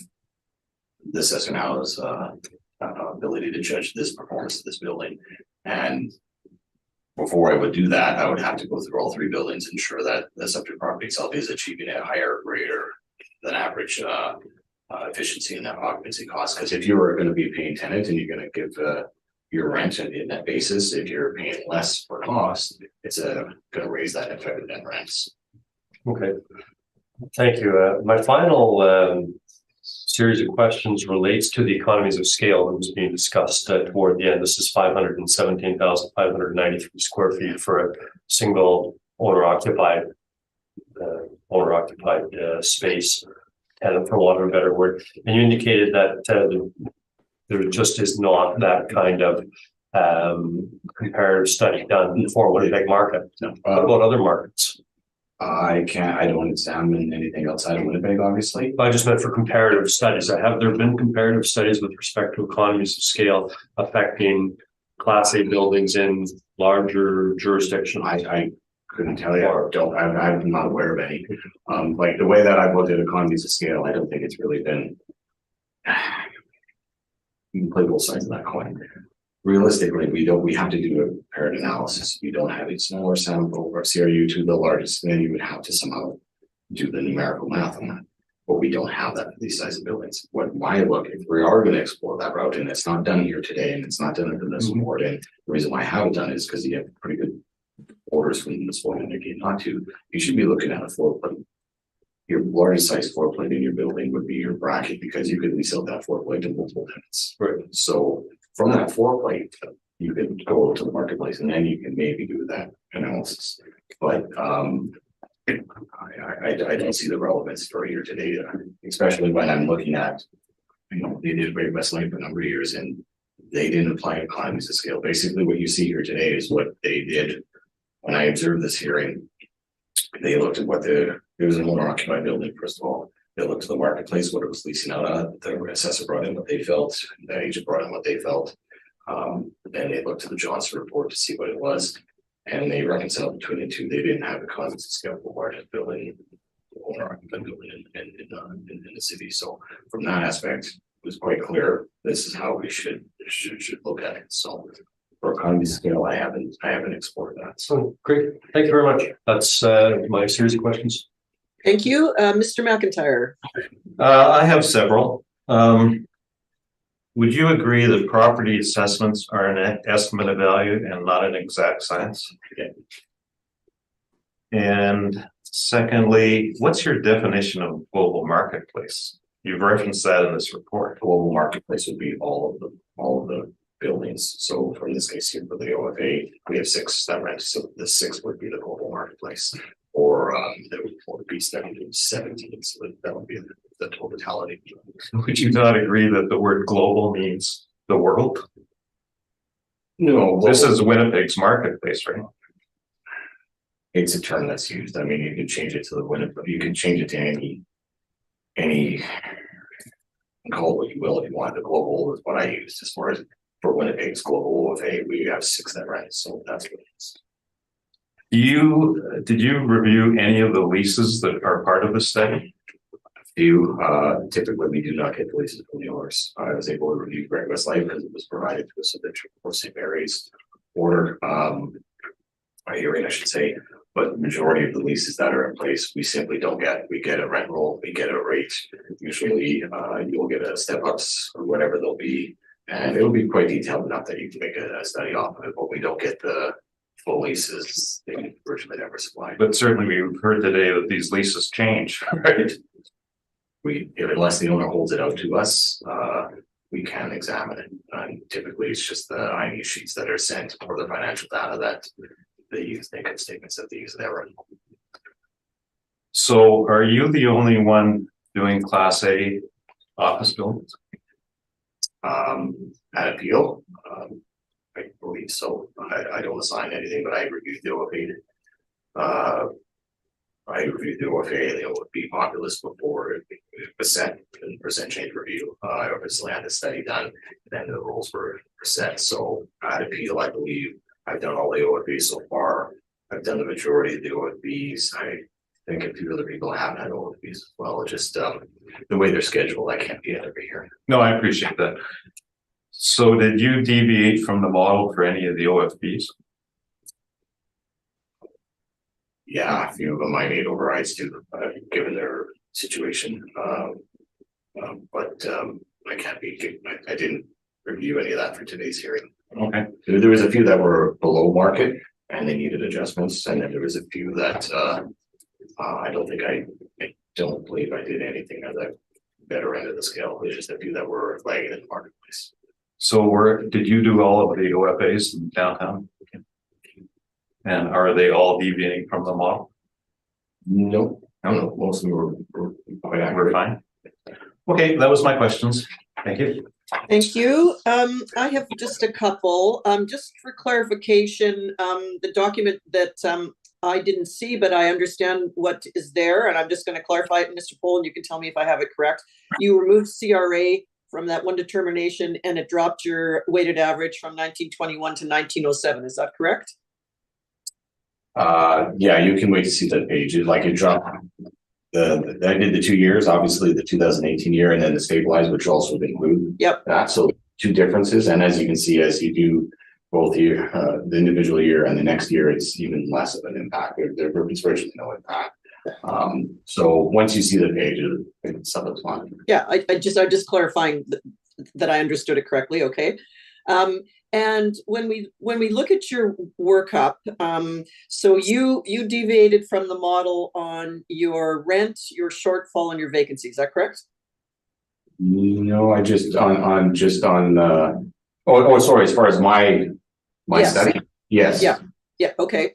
And when I'm looking at your weighted averages for vacancy and shortfall, you've gone lower on vacancy and shortfall both. And I just want to understand that I understood what you said, that was, you were basing a lot of that on the fact that this is owner occupied. Is that correct? Correct. Like I explained, when I did the vacancy study, it stood out to the OFAs because my numbers were different from what was being held up in the marketplace. But when you went back through it, a lot of that space that was being held up was already reserved or under contract or had commitments by tenants, and usually large acre tenants, which would soak that up for the OFAs. So when you're seeing what's leased out in the Johnson report, what's being advertised in the Johnson report for lease, that is just what they need. They don't have, you're not going to advertise space you already have commitments for, or you're renovating, or you already have it's not at market, it's not offered to market because it's no longer available in market. So there, that would be the reflection there. So when I looked at it, it was quite clear that the 10% was a more reasonable number than what we had. So okay, and with the shortfall, that was again, you adjusted that based on owner occupancy as well? I looked at shortfall based on the buildings that were being rented in the marketplace, which is 6. Obviously, there's more OFAs, and modelers would look at those costs as well. So between all of them, they would come up with their number, but I'm only using the 6 because they're the ones that actually rent. I'm only looking at the ones that participate in the marketplace. But realistically, whether you're owner occupied or you're tenant or your tenant occupied, those costs are being paid by either the owner or the tenant. So I don't disagree with not using the cost. Cost is a cost regardless of who pays it. So okay, thank you. That's all the questions I had. Now, Mr. Slaughter, you said you had some rebuttal evidence.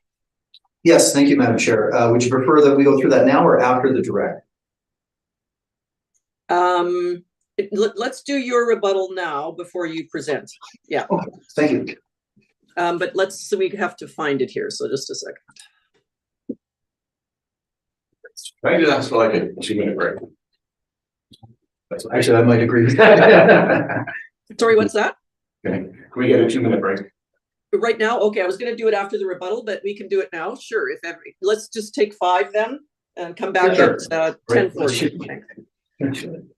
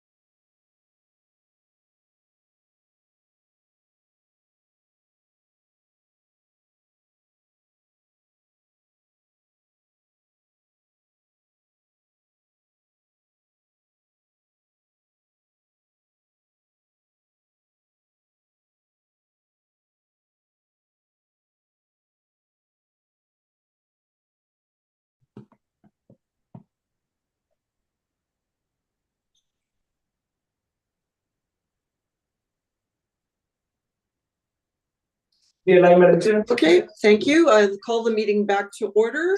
And Mr. Slaughter, we took a recess just when you were about to present your rebuttal evidence for Mr. Pohl's presentation, so please proceed. Thank you, Madam Chair. The rebuttal has to do with the city's new market rent study, and I think I commend any time people take the time to really look into what's happening in the market, but we do have different conclusions, which raises a flag to me. How do we have the same data and different conclusions? So I'd like to start with on page 1 of the rebuttal. I think this is very important. That when we look at what's happening in the data, when we just look at that summary, and I asked this in the questioning, rents are basically stable. And when I say that, I mean face rents, because I'm going to be talking about this more today. But what's actually happening in the market is that landlords are having to spend significantly more in tenant inducements in order to attain the face rents. So what is happening is the net effective rents are drastically dropping, but you don't see it when you just look at the face rents.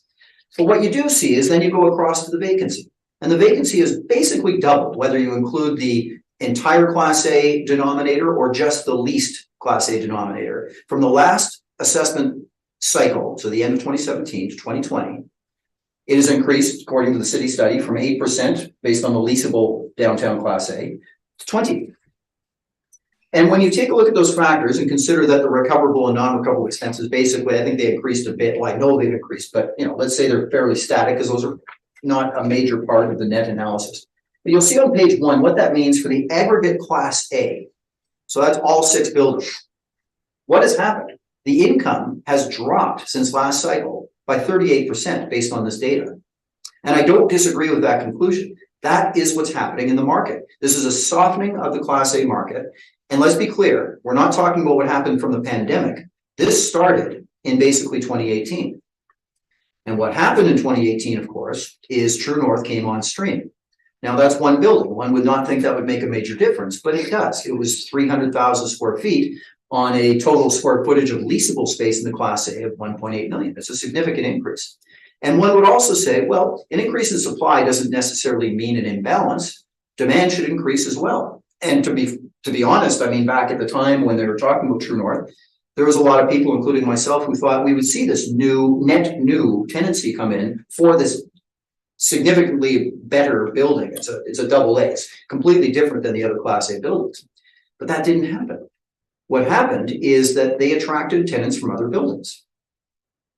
And what that did is disrupt the supply-demand imbalance. It's just one factor. The other factor is something beyond my ability to explain, but the net new tenancies in downtown Winnipeg have decreased since the early 2010s, when we're seeing quite a bit actually for Winnipeg. So the effect is what we call a tenants market. And that's what we have entering through 2018 and 19. And you can see the effects even from the city study, and we come up with the same conclusions. What this means is that the tenants have the bargaining power, they have the leverage, and landowners are having to basically meet their demands. And it becomes like a musical chairs in the market. I could go through many of the leases and tell you, well, that tenant came from that building and that tenant came from that building. We're in a fortunate position actually at this point because now Altus represents all of these buildings. And I take a lot of time, not only in doing, not just me, the entire team, doing similar studies every cycle, but we don't just look at the what, we try and understand the why. And we interview owners and we find out what's actually happening. And we find out that yes, it's costing much more in tenant inducements to attain a market rent of, or a net rent of over $18 a square foot. So it gives a little bit different perspective, but that being said, or that notwithstanding that, we come to page 2. And again, we've done a similar study looking at the years coming up to the reference date.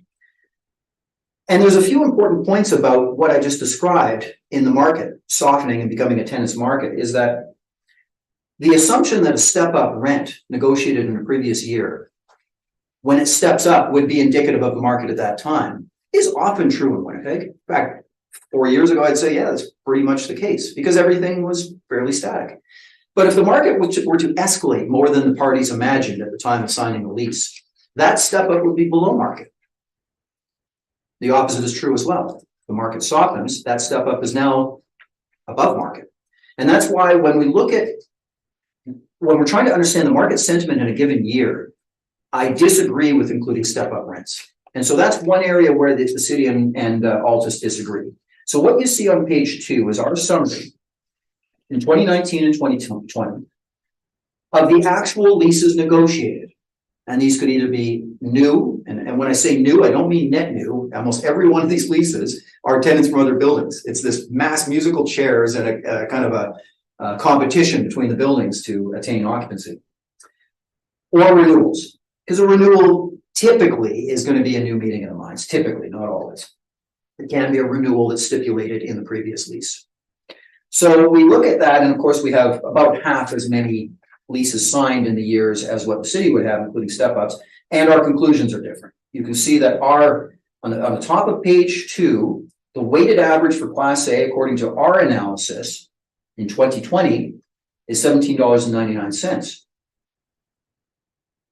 Because we're not including step-ups, and we're taking care to make sure that semi-gross or gross leases are netted down, and that units that are not indicative of office space are removed. We do the best that we can with that, and a number of other factors.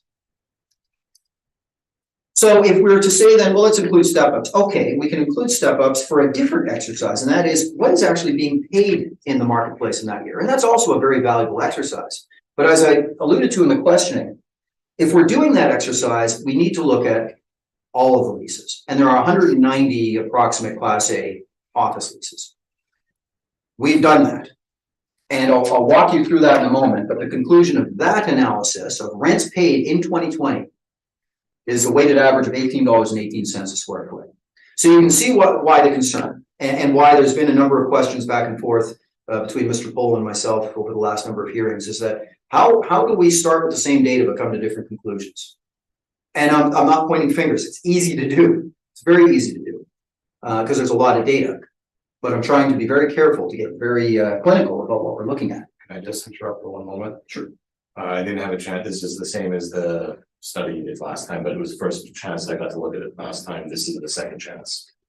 How much is this is new data, new analysis, or rebutting mine? Because it seems like you did another analysis rather than rebuttal. Oh, no, this should be exactly the same as what we had last Tuesday. Right, and I didn't get a chance to fully review that, so now I have had a chance to fully review it. How much of this study seems to be rebutting my evidence, or did you do a really new analysis? Because it seems like you did a new analysis. Well, it's an analysis to rebut the conclusions of your study. So I'm looking at the same data. So I'm rebutting your conclusions. Good. Okay. Thank you. So the other thing that we try and do, and this is rather awkward, Madam Chair, because this data is, we're in a public forum, and so I had to talk to the clients and say, look, we may have to expose some things here. And it's an uncomfortable position, but they accepted that idea. So what we've done is we're exposing it, everything. Now, first of all, if you look at the middle of page 2, I do the same exercise with the city's data. And even then I came up with a different conclusion. This was including the CRA, semi-gross lease, et cetera, et cetera. And so I'm not sure about the math because I come to 1956. I could be wrong, but anyway, I did the same exercise because I just wanted to walk through what was happening in the city's data. And then I said, we have a clear outlier with what I believe is a non-arm's length lease at Stantec. And so I thought, what happens if we eliminate 311 Portage? Just to say, how much is that skewing the numbers? And you can see that at the bottom. The weighted average goes from 1956 to 1816. So yes, we have different conclusions. On the next few pages, Madam Chair, what I do is take the 3 main Class A buildings, the 3 at the corner here, and we expose exactly what rents were signed in 19 and 20. So the board can see exactly where we're getting our numbers from. So I'll talk a moment on page 3. And I'm trying to keep apples to apples because Mr. Pohl had mentioned he draws the line at the end of 2020. And for this part of the analysis, I draw the line at the end of 2020. But I'm going to go past that line, and you'll see that in a couple minutes, because that line should not exist in an analysis of the market at April 1st, 2021. But to be apples to apples at this point, we go through the 3 buildings. 360 Main, there are 2 leases signed, negotiated in 2020. And you will see in red where through my interviews with owners, I have learned what the owners had to do in every case. And I do this not just to pick on high leases. I look at anything that seems out of the norm. and try and understand what's happening. And this is completely corroborating what I said at the very beginning. We are in a tenants market, and owners are having to spend more and more to get face rents, which seem to be equal to the past.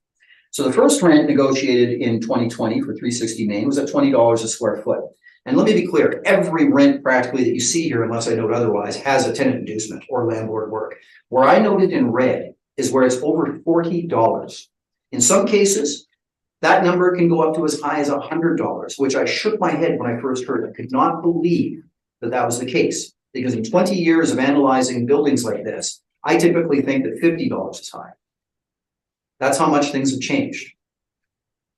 So the second lease is a tenant that was enticed from Richardson Building over to 360 Main. And in enticing them, they had to present a TI investment of over $100 a square foot over the term, which in this case was 15 years, because that's the one thing that the owner's demand is, despite lease terms shrinking in this uncertain environment, if they want the TIs, they have to get a longer term. And so in this case, it's 15 years, but it's $100 a foot. And the face rent is $1,650 for about 20,000 feet. So our weighted average in 2020 is $1,779, which is significantly different than the city's $1,920, assumed because they're including step-ups, which again would be fine maybe if we had a fairly stable market, but that's not what the data is telling us. That's not what I know what's happening. The lease in 19 was actually quite high at $22 a square foot. It did have TIs. They were moved from another space in the building. And I'm not going to spend too much time on this, Madam Chair. I leave this here for the panel's reference, but we do this exercise for each of the buildings, the three. And again, I've noted where the rents that I know they have significant TIs, not just TIs, but significant. And in each case, our conclusions are going to be different than the city's, which is why I've raised a big flag about the study. So the next two pages have 201 Portage and 375 Main. And lastly, on the final pages, pages 7 on, is every Class A rent as of April 1st, 2021. Everyone exposed. And I expose them as they are paid. And that means if they're inflated by landlord inducements, I'm showing it as the face rent that they're paying. I note it in red when it's a significant amount of tenant inducement. When the lease is non-arm's length, as you'll find in the Richardson building, about a third of the building is the Richardsons. So it's a non-arm's length situation. I've exposed them. I put them in purple. And where we have cases where a rent actually has an annual rent credit, not a free rent, an annual rent credit. And this is a case where, and this is the rarity now, where the tenant actually paid for their improvements. And in return, the owner said, okay, you're putting in a lot of money, so we'll charge you, we're not having to pay it, so the rent will be less. But we're not going to have your face rent show that because we prefer not. So we'll put the face rent at X and we'll give you a $9 per year credit. And so you end up paying the lesser amount. And that's what happened. And that's what I'm showing here because that's what's being paid. Anyway, that's only one lease, so it's not a big deal. But the point is, this is the Class A market exposed. And we come to a different conclusion than the city. Our weighted average with all of the rents here is $18.18 a square foot. What is different about these pages, Madam Chair, pages 6 on, is as I mentioned, I now am looking at the marketplace as of the reference date. And I'm going to pause here because I'll talk more about this in direct, but I'll just leave it for the panel's consideration at the moment. That one of the big things that happened as of January 1st, 2021, is the CRA lease that was alluded to earlier in questioning was superseded. They now moved over all of their employees from 325 Broadway. And before that, actually, they went to the market and said, we're taking our 63,000 feet, we're adding another 62,000 approximately for all of the new employees. We're consolidating the space. Who's going to make the best offer? And now the artist building, 360 Main, was in a competition to retain that rent that we discussed earlier, that semi-gross rent of 63,000 square feet. And they won. They won at the end of 2016. The lease was signed that would commence at January 1st, 21. So this is known. Everybody knows this is going to happen. It's certainly known as of the reference date. And the rent for 133,000 square feet was $16.45 a square foot. And I mentioned to you before, almost every case of a provincial or federal lease will be on a semi-gross basis. That is true. And the erosion is pretty typical for, well, in this case, federal usually gross actually. But it's about $5 a square foot that they do not pay in camp. And that's clear on the rent roll. I don't even have to see the lease. But I always interview the parties or the owner or client to make sure I understand this correctly. I said, you know, that is 1645 didn't strike me as odd because that was a little higher than what you had for the 63,000 feet. But this nets down to 1145, the Class A building. She said, yes, that's what the meeting of the minds determined. That's what CRA was willing to go to, and others would have gone lower. To get that 1145 net, they had to put in over $4 million of landlord work and over $5 million in tenant inducements. It's extraordinary. But I have confirmed this is the reality of the marketplace. And the second point is, and this is very important for our discussion today, it reflects economies of scale. If you want to fill the majority of the lower half of your building, this is the lower half of 360 Main, which has had chronic vacancy issues before. If you want to fill that and guarantee it's filled, the tenant's in the driver's seat in that negotiation. So it's real. That's and I think it's very interesting for today's discussion because it is the most recent lease of a Class A building in our discussion at the reference date. And it clearly displays the effects of economies of scale. I will end the rebuttal there. Thank you, Madam Chair. Thank you. Mr. Pohl, any questions? Yeah, this seems more in line with a new study rather than rebutting my information, but we can go with that. I just want to ask a few questions. I guess we can tail off what you just did there. $11.45 or so for 360, correct? Correct. Now, again, you just said that the owners paid, the ownership group paid for the tenant improvements for the building. So Yeah. that's even further rose it down from $11. Do you not strike that as considerably odd? No, what it strikes me as is When they're advertising $21 to $22. yeah, but asking rents don't mean anything, especially in this area. But what about the rest of the building that they're actually achieving it? Well, there's significant Did you go to- number one. Yeah, trust me, I've come through this building very carefully. Just please answer my question. So I Yeah. went through the rent roll in its totality, right? Yes, You've seen every other CRU and what they're paying, yes. right? So why would this building owner pay out all that money, get an anchor tenant that's effectively going to pay less than what you're indicating, $11 a square foot, which produces like a less rent than a C-class building? When other property tenants are paying 21, 19 in around that range, triple net. Two main factors. Number one, the higher rents, yes, that you find in the building are on the upper floors. There's smaller spaces. You know, typically a floor, many of those tenants are going to be law firms and such, some have multiple floors. But the rents that they attain on those floors as well are highly inflated, especially in 360 Main. And we see this in your evidence actually that we'll be talking about tomorrow from the permits. Highly inflated by the tenant inducements. They're paying considerable dollars to make sure that they keep those flagship tenants in the quality floors. The lower part of the building has been a problem for this owner since the days that I was in the building when we were at Deloitte. It's been a problem to lease. And so from an owner's perspective, actually, and this is, I interviewed them on this item. Does this make sense to them? 100%, because they now have a 15-year lease occupying, well, I'd say it's about a third of the building, the toughest floors to rent. And in this market, and this is the point, Mr. Pohl, I think you're not seeing what's actually happening in the market from 2018. It is extremely competitive. At 201 Portage, one of the leases that they had to attain, Taylor McCaffrey, again, these are all tenants coming from other buildings. I just asked you about 360. Yeah. But I'm explaining what's happening in the market to explain, because you're asking me, do I think it's odd? And I'm answering no, and this is why. I spent considerable time interviewing and going through each of these leases and understanding what's happening. Getting on to my next question. And that rent was a net effective of $2 a square foot. That one seemed odd. Okay, yeah, Mr. Slaughter, if you could just answer the question posed, thank you. Obviously, you stated multiple times that it includes AIs, you're including DIs. You actually took TIs into account. We've been over this topic many times for the last couple of cycles. On my page 59 through 61, we have multiple orders from the sports that we don't include tenant inducements of any kind to reduce market value, rent, expense, whatever. Do you have a single order to produce before the panel today, myself, that indicates that case law exists that does allow that? So, sorry, let me just understand the question, because to be clear, I'm not asking the board to deduct tenant inducements from any of these leases. I'm explaining that some of these leases will be high because of tenant inducements.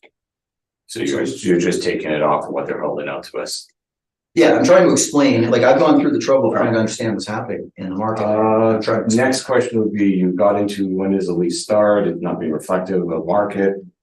I don't want to get into my question in view, but you and Altus as general have typically used older rents at will. Correct? Contract rents. You have it in your briefs today on page 13. You have a number of leases which predate 2015. Oh, yeah, sure. As I say, it depends on the exercise we're trying to complete. If I'm trying to look at what's happening in the market, I will definitely look at many leases. And if I'm looking at that lease, I'm not going to look at the original rent paid. If they stepped up, I'll be considering the step up. And certainly when valuing that property, I mean, that's the rent that the owners, the purchaser is buying. But my point is that is not indicative of a meeting of the minds at that date. So in other words, when the assessor brings in a full marketplace and shows the rents that are in place for all the marketplace leading up to it and allows the board to make their call on that, you feel that's inappropriate, but yet Altus can pick and choose when it's more appropriate. I didn't say it's inappropriate, Mr. Paul. I said, depending on the exercise, if we're looking at what's happening in the market, you look at step ups. If you're trying to say to the panel that we're looking at market behavior in a given year, which seems to be implied by segregating each year, then I would be cautious about using step ups. Okay, I want to cut it short, but to major to the point. You spoke to True North. You used True North as a comparable. You represent True North. You clearly know the financials involved with True North. Actually, our firm represents True North. I don't personally work that building. It's Carrie Reimer of our office. Okay, that's what I was trying to carry works. I'm sure you guys had discussions. That is a LEED Gold building, is it not? I'm not sure. I mean, most of these buildings will have multiple Brian, but it is better than, so you redacted that out of this here. Well, it's not part of your study, so it's a rebuttal. But did you did a rebuttal to the OFA marketplace? You chose not to include that here. So are you saying that you agree that True North is superior to the rest of the typical OFA market? Well, no, to be clear, my rebuttal can't include it because it's a rebuttal to your evidence. If you're asking my opinion on True North versus the rest of the market, I think it's clear it's a double A, not an A. And this hydro building is further superior to that. It's the only building in Canada that LEED Platinum, multiple awards, best building, most environmentally and friendly, sustainable, cost down building in the nation. Well, that's where we disagree. I think it's a fantastically efficient building. I think it's amazing for our city. But the question being posed before the panel today is, what is the market value? And from that perspective, I do not at all think it's a superior building. And I'll go through that in my direct. Let's review it a different way.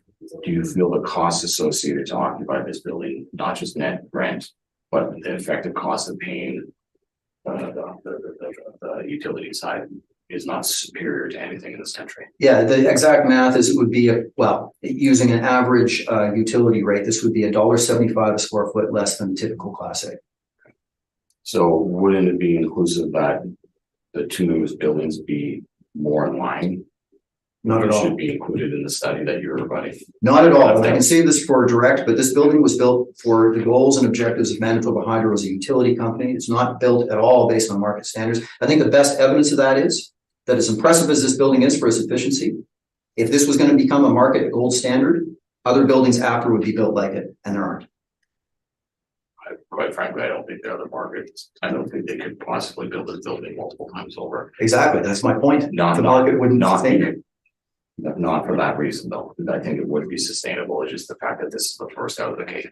So anyways, other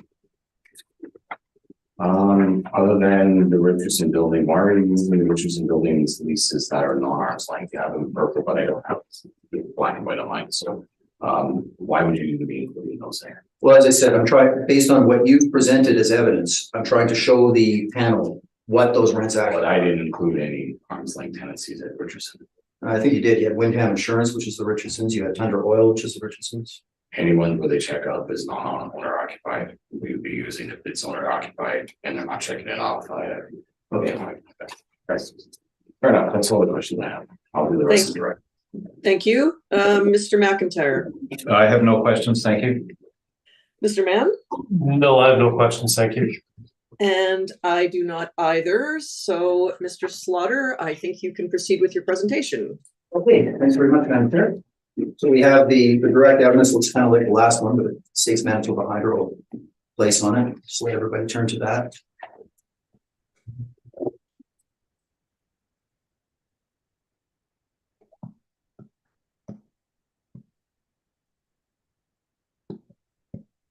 So I'm not just going to read from the brief. Mr. Polo has described the property quite well. What I will do is ask you to maybe turn to some pictures starting on page 19. And I'm going to walk through a property description in a very brief way that will kind of summarize the main points of our discussion today. I've had the pleasure of working for Manitoba Hydro around this building since 2015. And I remember the first time that I had a chance to inspect the property, I was amazed. I was amazed by what they accomplished from an engineering standpoint as far as efficiencies. But I was also amazed by how different it was than a typical office building. Let's be clear. This building was designed with the objective in mind of efficiency. As Manitoba Hydro's Crown Corporation, market value was the last thing on their mind. The design of this building is not at all, it's not ideal from a market standpoint. The costs that were incurred for this building were because it was almost a kind of test and go scenario. They were venturing into territory that really hadn't been done before in 2007, 2008. There's some quotes from the city's brief actually on page 8 where they talk about, this would place the cost of the building much higher than local building developers would typically target for a city that is not expanding rapidly. The market would never pay this to build. The market was also, the building was also financed internally with a target construction payback period of more than 60 years rather than a much shorter typical return projection. And during the initial phase of construction in 2006, engineers discovered a higher water table than anticipated, as the basement had originally been designed to accommodate numerous mechanical systems. The building underwent substantial redesign, including its foundation. So they kind of started off and then had to back up and start again, and the cost escalated the whole time. The end result was that what was supposed to be at least two level parkade ended up being one. So we have 150 stalls for a building that accommodates about 2,300 employees. From Hydro's standpoint, that's fantastic because they want to entice people to use public transit or biking or walking. But from a market perspective, that is not an asset.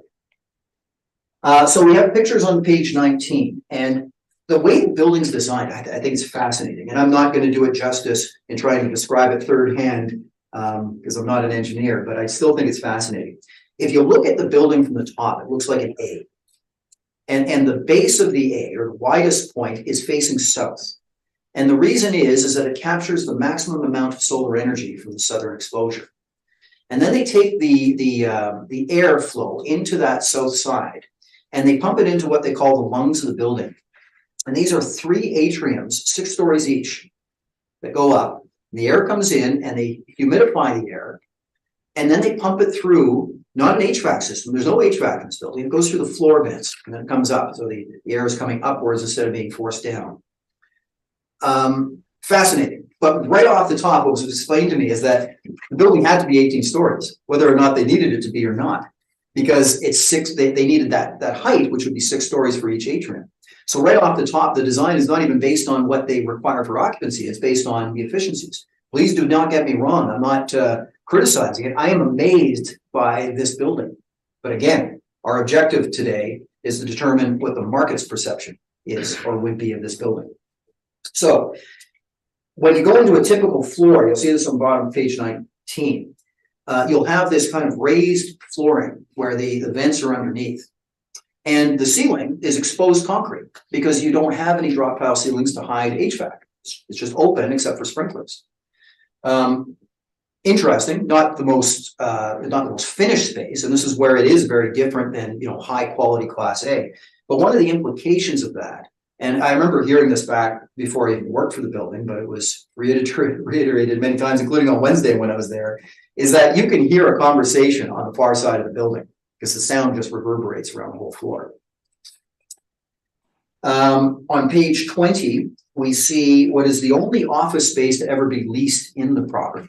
So on the second floor, it was a dental design and a chiropractor, and they occupied space that basically fronts Portage Avenue on the second floor, right on the walkway. I'll talk about this again a bit when I go through the market rent analysis, but I'll pause here because this is interesting. In about 2010 to 2012, Hydro said, you know, we can lease some of the space. And they tried leasing a good part of the second and third floor for office. No one was interested. This dental design chiropractor took occupancy. And the rent that they ended up negotiating to pay, and this is very important because, you know, the argument today is that, well, it costs so much and it's so efficient that the market would pay more. And my point is, I really don't think so. And my evidence is right here. They couldn't lease it. And when they did lease the space, it was leased at $15 a square foot. That stepped to $16 a square foot. That's basically, you know, at the time in line with market, if not a bit lower. That's the only rent in the building, and that's an arm's length transaction. Then we have some photographs of the interior space, the foyer, the truck dock on the main level, the parkade, which is again only one level. And then on page 22 at the bottom, you see an upper floor. It's relatively Spartan. And another reason it's relatively Spartan is the floor plate is designed specifically to accommodate the efficiencies that we discussed. It's engineered for the efficiencies. It's not engineered on a typical floor plate. So you have these kind of long wings of the sides of the A, and then you have a lot of common area in the middle. And the ratio of square foot to people for this building, or spaces, or for people in spaces, sorry, is, sorry, I have the number here.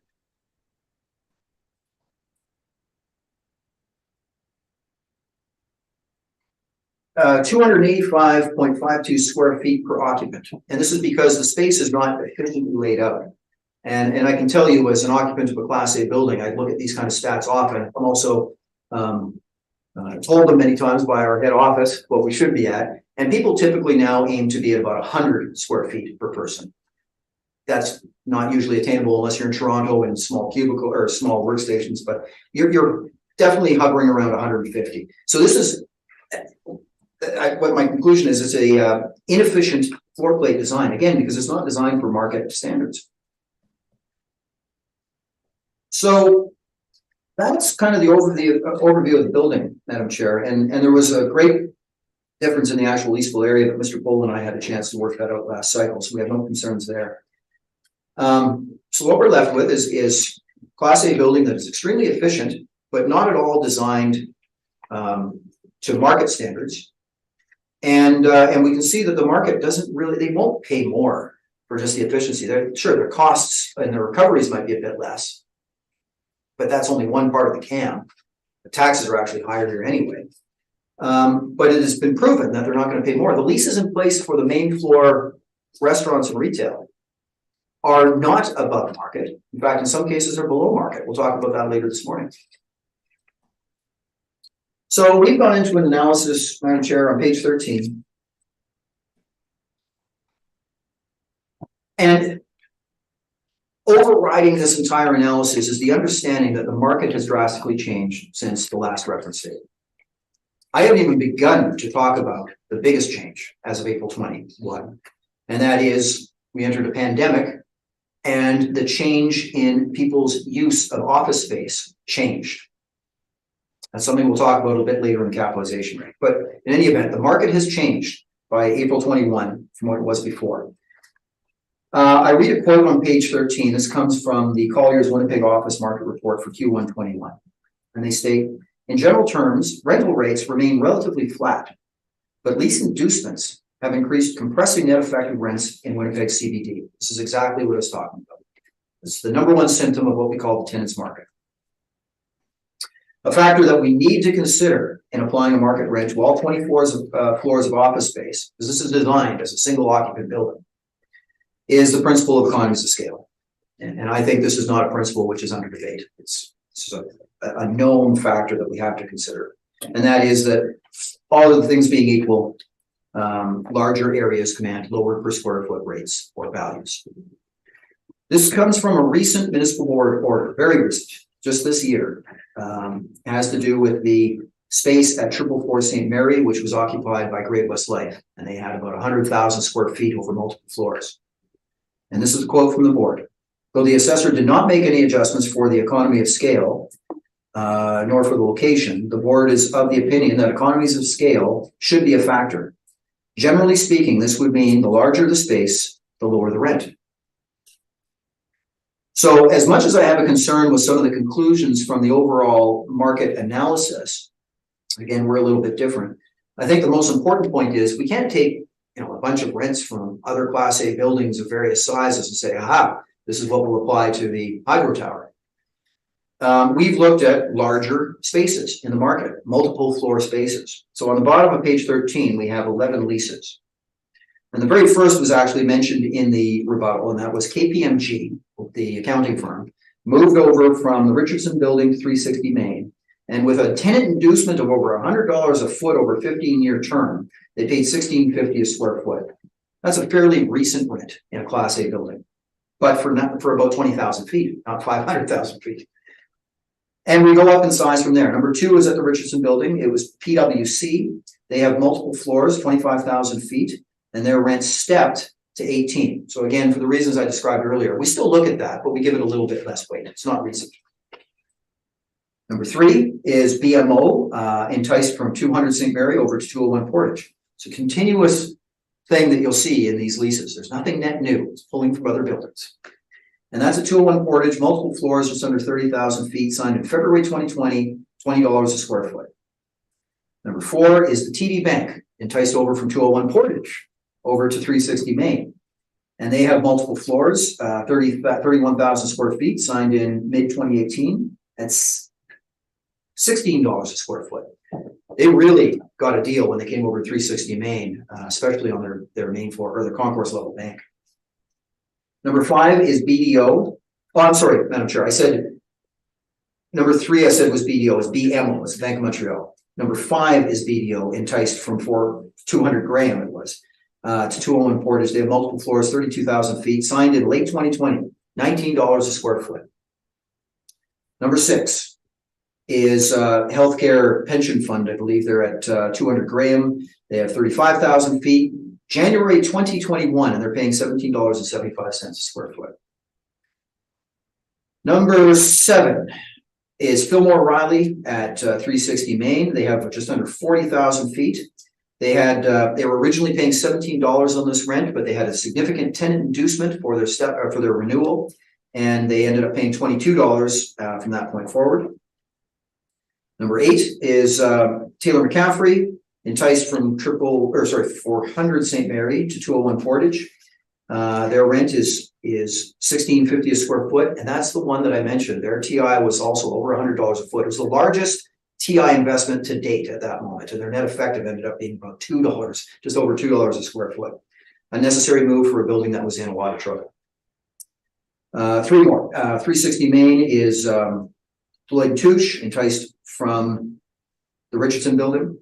40,000 feet, signed at $17.75 a square foot.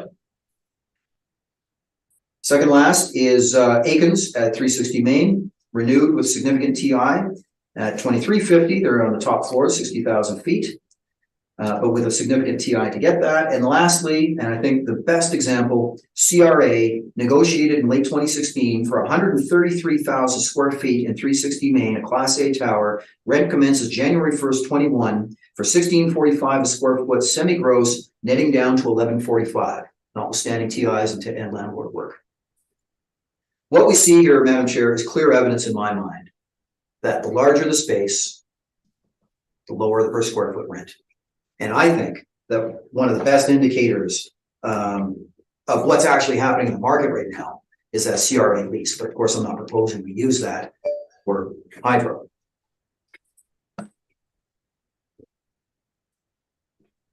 The dental office I mentioned is the only example of a lease that was signed in the tower. That would be representing the market's impression of the building's efficiencies.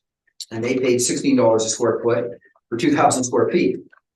Again, I'm not proposing we use that as an indicator. But what I am proposing is when you look at all these factors, I think number one, it's inappropriate to use just an aggregate average rent for typical Class A space when you're looking at 500,000 square feet of a single occupant building. And number two, the economies of scale is evident in our comparisons. And I think that the applied market rent for the city applied is far in excess of what the market would pay for this much square footage. I think I'm being actually quite conservative in my application of $18 a square foot over the 517,000 square feet. The vacancy allowance, we concur with the city's conclusions. We've done the same analysis. I didn't touch on it in the rebuttal, but you'll see that we went through the exact same analysis of all the vacant space and came to the exact same numbers. And that is the vacancy in the market. So we were not contesting the city's application of a market vacancy allowance. It's reflective of what's happening. Shortfall rate. You'll recall that the city study shows that shortfall for Class A is usually about, and this is, just to be clear, this is the recoverable expenses, taxes and CAM. It usually hovers around $19 a square foot. The subject property up to 2020 was sitting at around $8,287,000. It was less in 2020 because, of course, it was shut down. But typically from 2017 to 2019, they hovered around $8 million, and that comes in at an amount lower than the typical Class A. Comes in at $1,485 a square foot. We recognize that the efficiencies have allowed the CAM charges to be about $1.75 less. I talked about that math earlier. So that's one of the main reasons why the expenses are going to be less in this property. And so I typically would argue that the city is too low at $15 a square foot when the market clearly is around 19. But in this case, we've redone our math based on the actual performance of the property. And we're using a shortfall rate lower than the city. So this is increasing our value. And we use $14 a square foot. And that is because we're reflecting the reality of the property. It's an efficient building. I'll pause there, Madam Chair. We now go into two separate studies around non-recovered expenses and the capitalization rate. And I know that the panel, everybody on this panel has heard this now at least multiple times. So I can gladly turn to that and walk through it, or I can give you the Coles Notes summary now. Is the panel okay with the Coles Notes? I'm okay with it. I'm fine with it, thank you. Yeah, I am as well, so, yep. Okay, thank you. So one of the big disagreements between the city and ourselves since 2020 is around the concept of, or the application of a non-recovered expense allowance. And you break this down, it's got a component that covers structural reserve, that's capital improvements over the life of the building, amortized to a typical amount. And the majority of that allowance was to reflect what we'll call non-recovered management costs. And basically, these are all the expenses that an owner incurs over the life of the building that they can't recover from the tenants. And when we're doing a fee simple analysis, this is yet another allowance or expense that we have to consider. Just like for an owner occupied building, we don't apply zero vacancy or zero rent. For the same token, we have to recognize that if this were on the market, an owner would definitely experience these expenses. What are these expenses?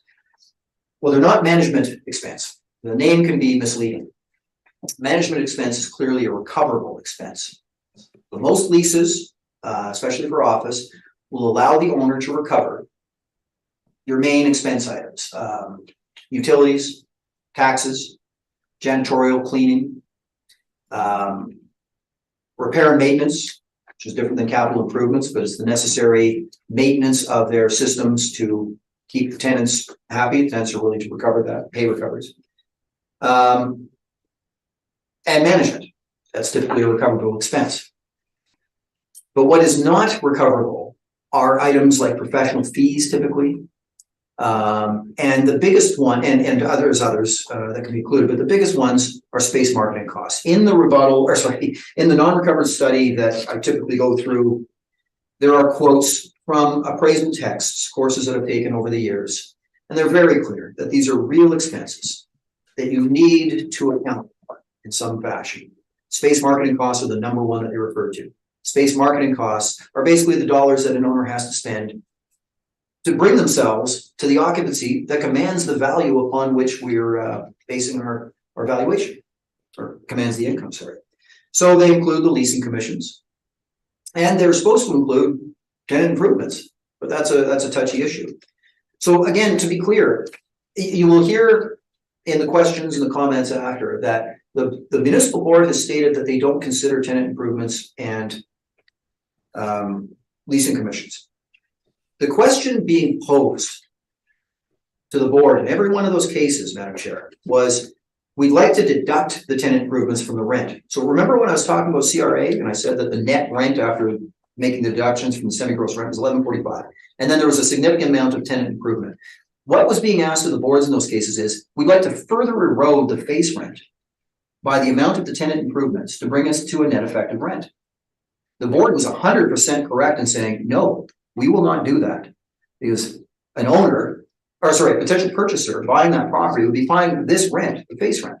That's why they stated that. That's a very different question than do tenant improvements or leasing commissions exist, and would an owner take that into consideration, or would a purchaser take it into consideration when determining the price to pay?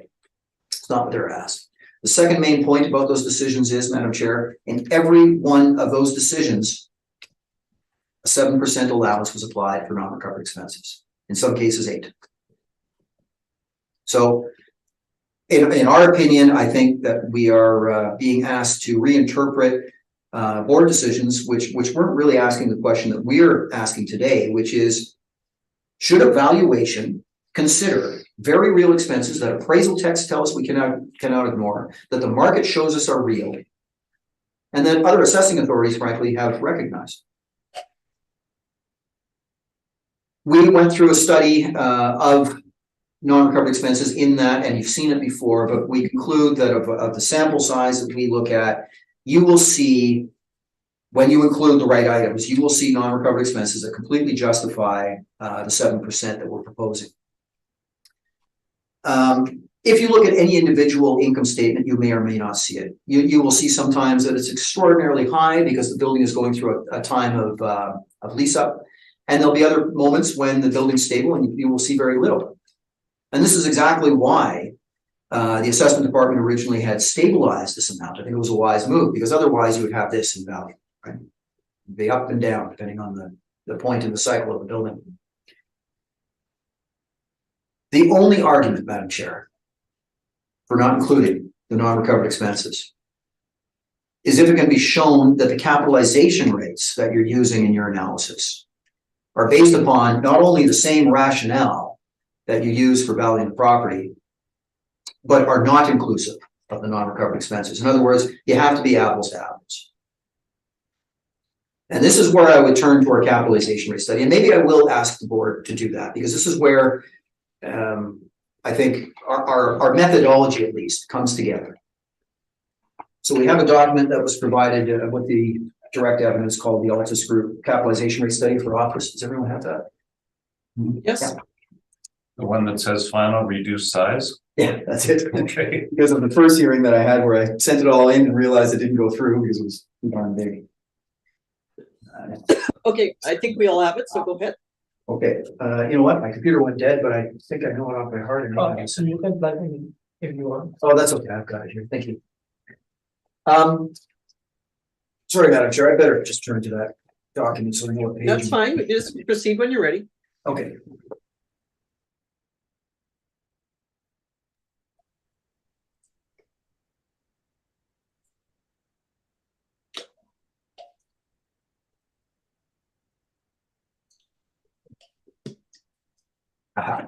Okay.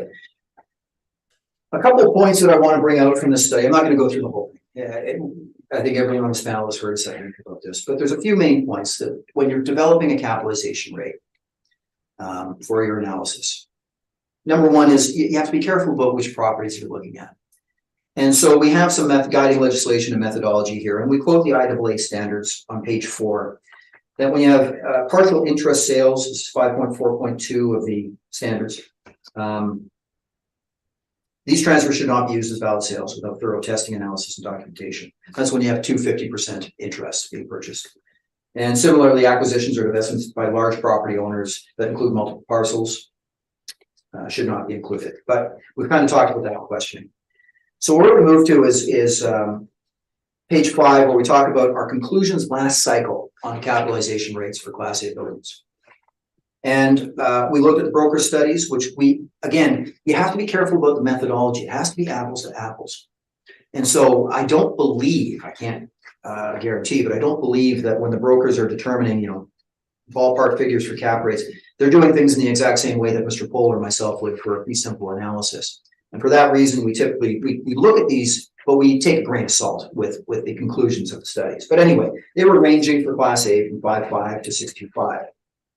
And we looked at the market. We tried to test various areas. There's not many Class A buildings that sell, so you can't just say, aha, there's the sale that tells us everything. And even if there was, one sale doesn't make a market. So we go through our analysis on page 6 from last cycle. And at the end of the analysis, we concluded that with all factors being considered, and at that time, the beginning of the tenants market showing, we concluded that 6.25 was appropriate for Class A. We brought that forward in our arguments to the board, and for the most part, it was accepted. And I'm not asking the board to refer to the past. I'm simply trying to explain our rationale. So then we bring ourselves forward to April 21. And the most important factor that's changed since April 20, because at April 20, the tenants market had begun. Supply of demand imbalance had started, and we started seeing the effects. So that's already included in our analysis. But what's happened since the pandemic? The pandemic doesn't necessarily affect the incomes of the office buildings because everyone kept paying rents. But what the pandemic did is show to businesses that you can do these things remote, and it showed to workers that you can work from home. And the result was the revolution that we all know now as the hybrid work model. And I'm not speaking in the future here. The point is that by April 21, people knew that this was coming. We actually, as Altus, undertook a study that involved the main players in Canadian real estate, pension funds, REITs, brokers, as many people as we could across all our divisions. I had a chance to participate in that study, actually. And we asked the market twice in June 20, which at the time no one knew what was happening, and then again in November 20, which is very close to the reference date. We asked, what do you think was happening? And I'll just go through some of the points, Madam Chair. I don't want to get too lost in a lot of this study, but page 10, I think, are very insightful conclusions or sentiments, sorry, from the market. And really, that's what we're trying to do, right? In an analysis, is we're trying to take a present value income and say, what's going to happen in the future? So the respondents were asked, do you think office tenants will downsize their space requirements in the future as a result of work from home? 57% said yes. We asked, what change in market rents do you forecast for the 2021 fiscal year? And for downtown in the light gray at the top, for top quality office across the country, this is, a lot of people said we think a decrease of 5%. It was the highest sentiment. Lower quality office, it was even a stronger sentiment for downtown office. But the most important one, I think, is on page 12. And I mean, this is an obvious conclusion when you look at everything that's happening in the office market. What do you think will happen to the higher quality office cap rates for 2021? And the vast majority of respondents, about 60%, in November, stated that they think it's going to drop, going to increase by 25 to 50 basis points and higher for lower quality office. So we have a market which is presenting uncertainty. We have a market that has become a tenant's market because of supply and demand imbalance, and then we have further uncertainty being brought forward. Then we look at the broker's conclusions on page 15, and this is as of the reference date. And again, there are no Class A buildings to say, aha, this is what's happening. So this is just sentiment in the local market or national market pertaining to Winnipeg. And basically they said, well, we don't think that there's going to be much change in the capitalization rates for Class A. I think that's an optimistic statement, but that's what the broker said. They did say for Class B that, yeah, things are going to change. The cap rates are going up 25 to 50 basis points. So then as the last step, we tried to go to the market to find any office buildings that did sell in this period. It's pretty hard, but there is one downtown that we looked at. And I think it's an interesting transaction because it really showcases everything that I've talked about this morning. 433 Main across the street is, in my opinion, a C+. Others may argue a B-, but in any event, it was an office building that went on the market as an office building. London Life was selling it. and they were not getting the interest that they would have expected a couple of years prior. The eventual purchaser recognized that there is a supply-demand imbalance in office and concluded that the highest and best use is to convert this building to multi-residential. I think that alone is a very interesting indication of the office market leading into coming close to the reference date. Anyway, we did an analysis on that property of the income in place at the time of sale that was being brought forward to market. And I'd like to bring your attention to this, because this is where, Madam Chair, I'd like to think our methodology comes full circle on page 21.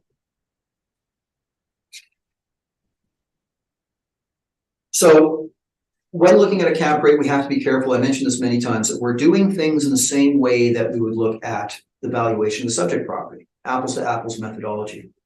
And that means that we don't look at the income statement and say, aha, the NOI was X at the time of sale, so the cap rate is Y. That's not a stabilized NOI analysis. So we do things the same way. We look at the contract rents in place and determine, are they representative of market? We have a number of criteria that will say that no, they're not, but if they are, we apply those as market. That's what's being purchased. And where market rents should supersede or be placed in, for example, for vacant space, we go to the market and do an analysis to determine an appropriate market rent. And we do that conclusion, and then we look to the vacancy experience. And we look to the stabilized vacancy leading up to the reference date. Vacancy in this property was at 24% for the most part, and increased to 34% just before the sale. So we applied 20% in our vacancy allowance. You'll find in our presentations, we do exactly the same sort of analysis. And the most important point, Madam Chair, is right in the middle of the page, you'll see our shortfall based on actual performance and the non-recovered expenses. And we applied 5 and 2, notwithstanding they may have been more or less at the time on the income statement. That was an appropriate allowance to apply. We added storage income, and then we did the math. And the capitalization rate came to 7.66%. And number one, that does show us that even what the brokers are saying for this class of building is likely on the optimistic side. And number two, if you look across from the 7.66, we have the cap rate if we had only used the 2% non-recovered at the time. Cap rate would increase to 8.18%. So this is very important. And this is what I asked the panel now, coming back to the non-recovered. That once we conclude our capitalization rate, which is based on our interpretation of the market, including an allowance for non-recovered expenses, we either ask that the board applies the non-recovered expenses in this analysis of the valuation of the subject property, or increases the capitalization rate by 25 basis points. Because again, you can't ignore this reality. You either see it in your NOI, or the potential purchaser would recognize it in their risk going forward, i.e. they recognize it in cap rate. I think I'll stop there, Madam Chair, on the cap rate study and bring us back to the directive, if I can. Okay. Absolutely, go ahead. Okay, thank you. So where we left off was on page 15. We kind of took that side road when we started talking about non-recovered, which dovetailed into cap rate. But the point was that we need to look at this as a whole, and then we come back again. Our conclusions on the capitalization rate. This was the hardest part for me of this analysis.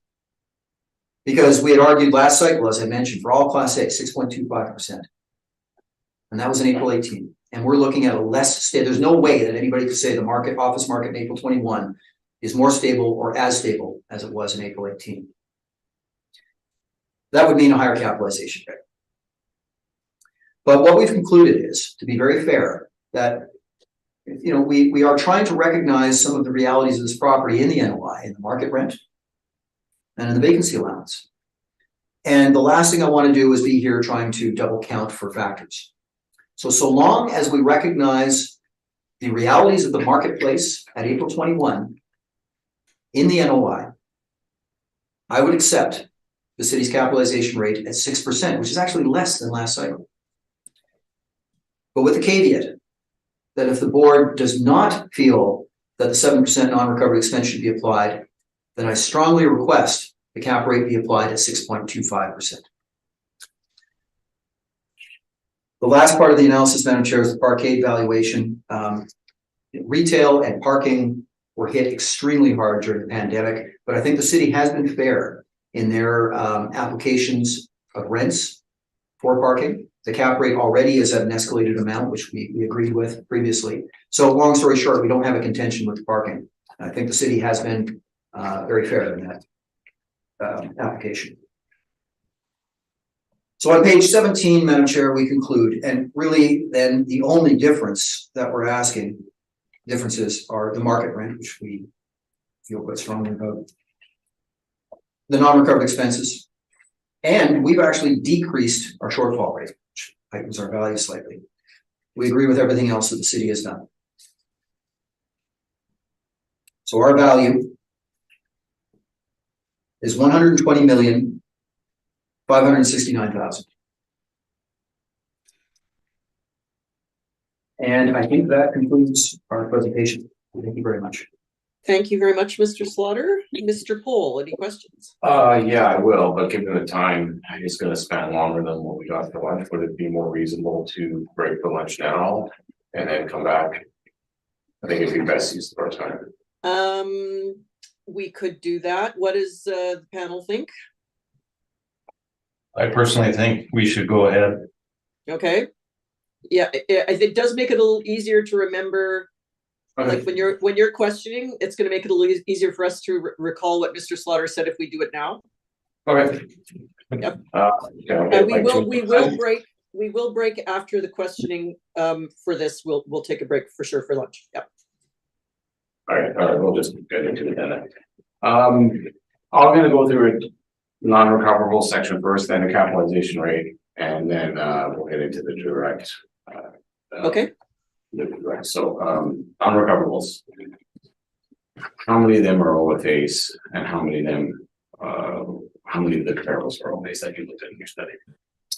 I'd have to go back. I know that the Richardson building was one. I'd say one, maybe two Class A. Okay.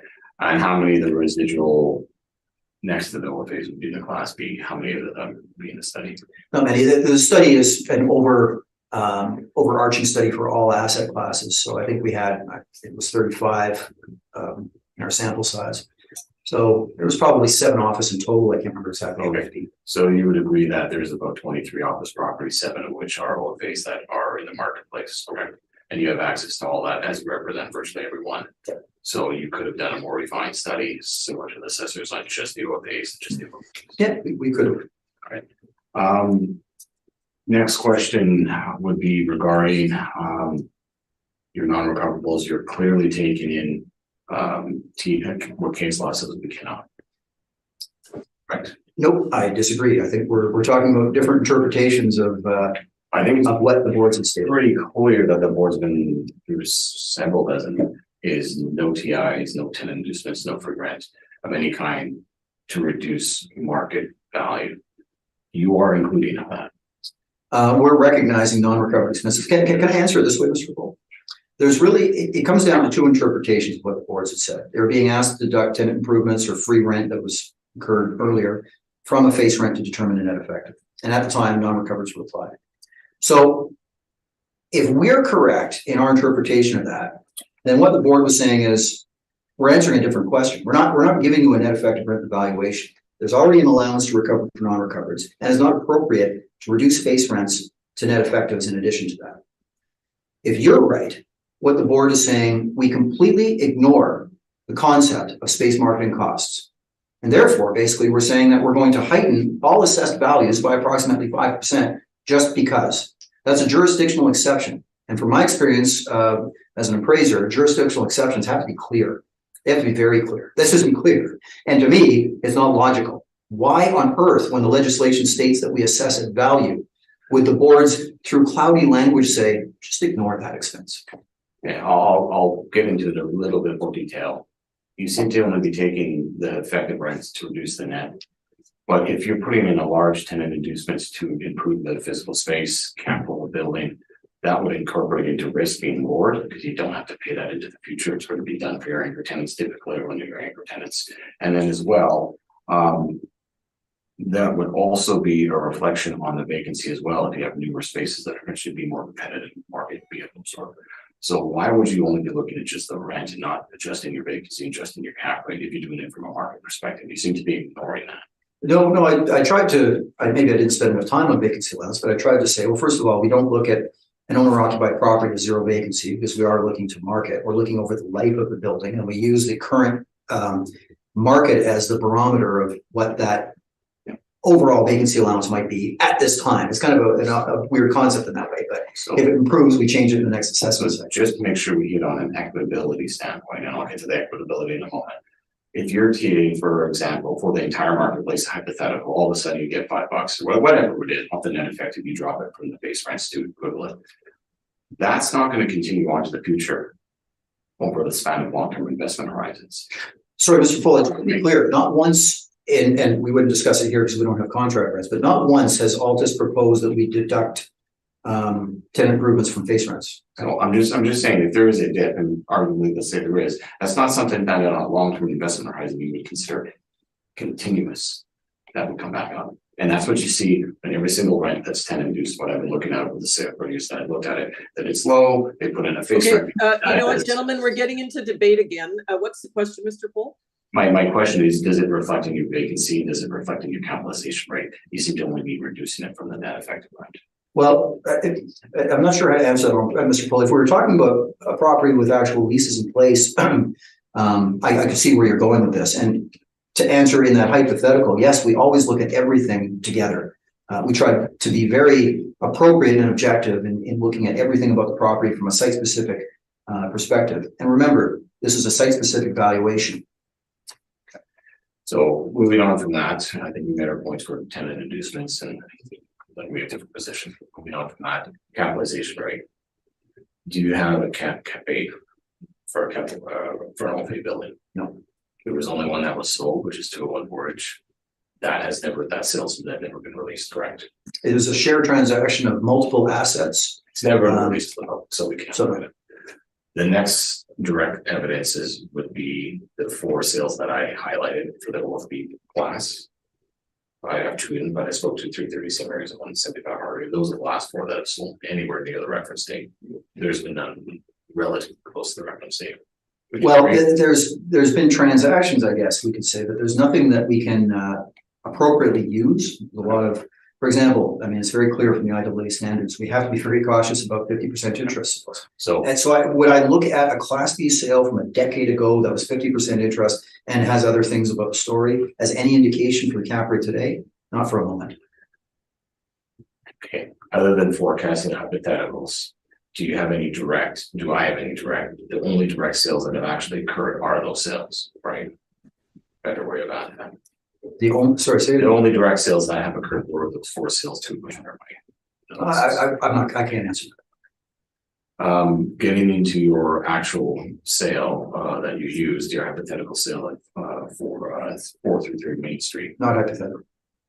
Let me phrase that. It's a hypothetical workup.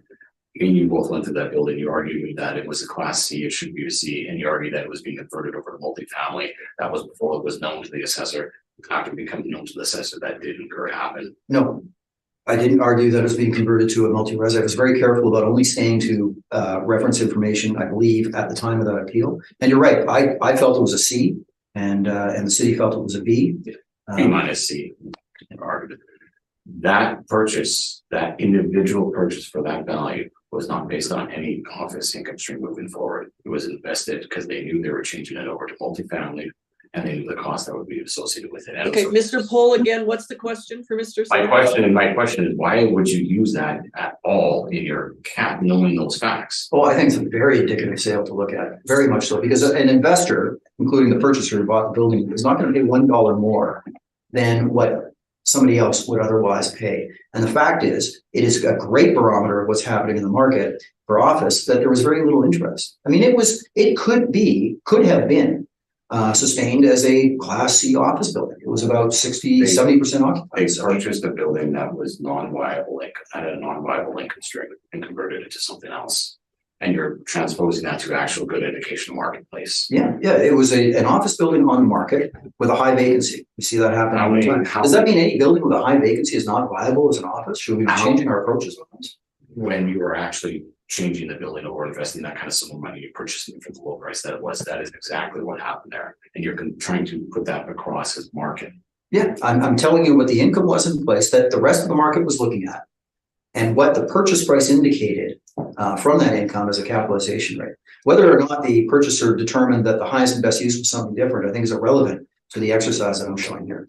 And just so we're clear, the subject property is a highly efficient, better than, you want to call it an A++, or you want to call it what it is, a LEED Platinum. It is a highly efficient overall building. Yeah, I think we got to be careful with words. So, I think it's an extremely efficient building. I know it won awards in 2008 when it was constructed for its efficiency. To say it's a better building, I would not agree with in a second. It's a LEED Platinum building. What you're using for cap right there is the C building that was in a detrimental state that it had to be rid of. Oh yeah, I'm comparing the two. So I'm not comparing the two buildings. I'm simply saying what do we see in the marketplace for capitalization rates that allow us to understand the marketplace. Okay, you spoke to, and we're getting into your actual workup now. You spoke to the efficiency of the building. We would agree that it's not just the utility cost, it's the overall bill that got the LEED Platinum, sustainability of the building, the components of the building, their long-term cost, everything associated is at a level that's pretty much been unseen in this country. Yeah. Right. And that will be reflected in long-term investment and the capitalization as well. Meaning if it would be a higher risk to cost, you wouldn't get that certification. No, I think we have to be very careful about the differentiation between cost, number one, and number two, factors which I think are extremely impressive, but that the market does not appear to value the same way. And if they did, Mr. Pohl, we would see this type of construction again and again. We would see other buildings converted to this kind of construction or to this kind of efficiency. And we would see rents indicative of what you propose to be the excellence. Just so we're clear, everything that I've read in literature, everywhere, sustainability, long-term, you're now seeing as far as capital needing to be put in is different from what's been reviewed. So if you're a purchaser, if you're an owner, you would expect a higher amount of capital costs needed to be invested in the R&M major expenditures in order to keep the building going, or did we go with the literature that says that it is the most sustainable building in the country? Well, I think it's always going to require improvements and capital improvements. It's a very efficient building. The utility costs are 70% less than the typical Class A, which I think is outstanding. All right, getting over to, and I just want to touch base, your rents. You have 11 rents in your actual study.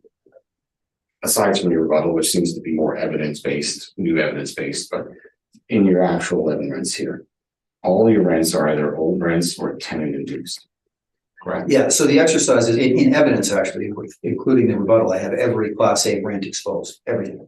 Okay. But we're not talking about the evidence that you put in place through rebuttal. We're talking just your brief. In my direct, I focused on the largest leases because I felt it's inappropriate to be using just typical sized Class A offices for this extraordinary sized building. Okay, Space. so let me review. Before you knew what was going to be released by the assessor for this hearing, you felt this 11 comparable based on large tenant inducements and other rents is more reflective of market. Yeah, I mean, you're right. Be careful. Some of these rents are inflated by tenant inducements, and I need to take that into consideration. Like Aikens at 360 Main. I know what the tenant inducement was, and I know why their rent went from 17 to 2350. Do I think the 2350 is now indicative of a space that didn't have those inducements? No. Okay.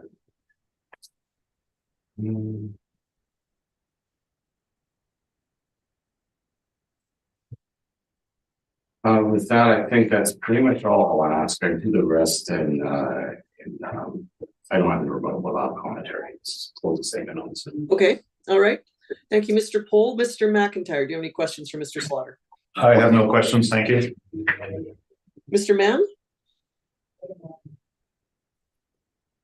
No, thank you. I think it's been answered. Thank you.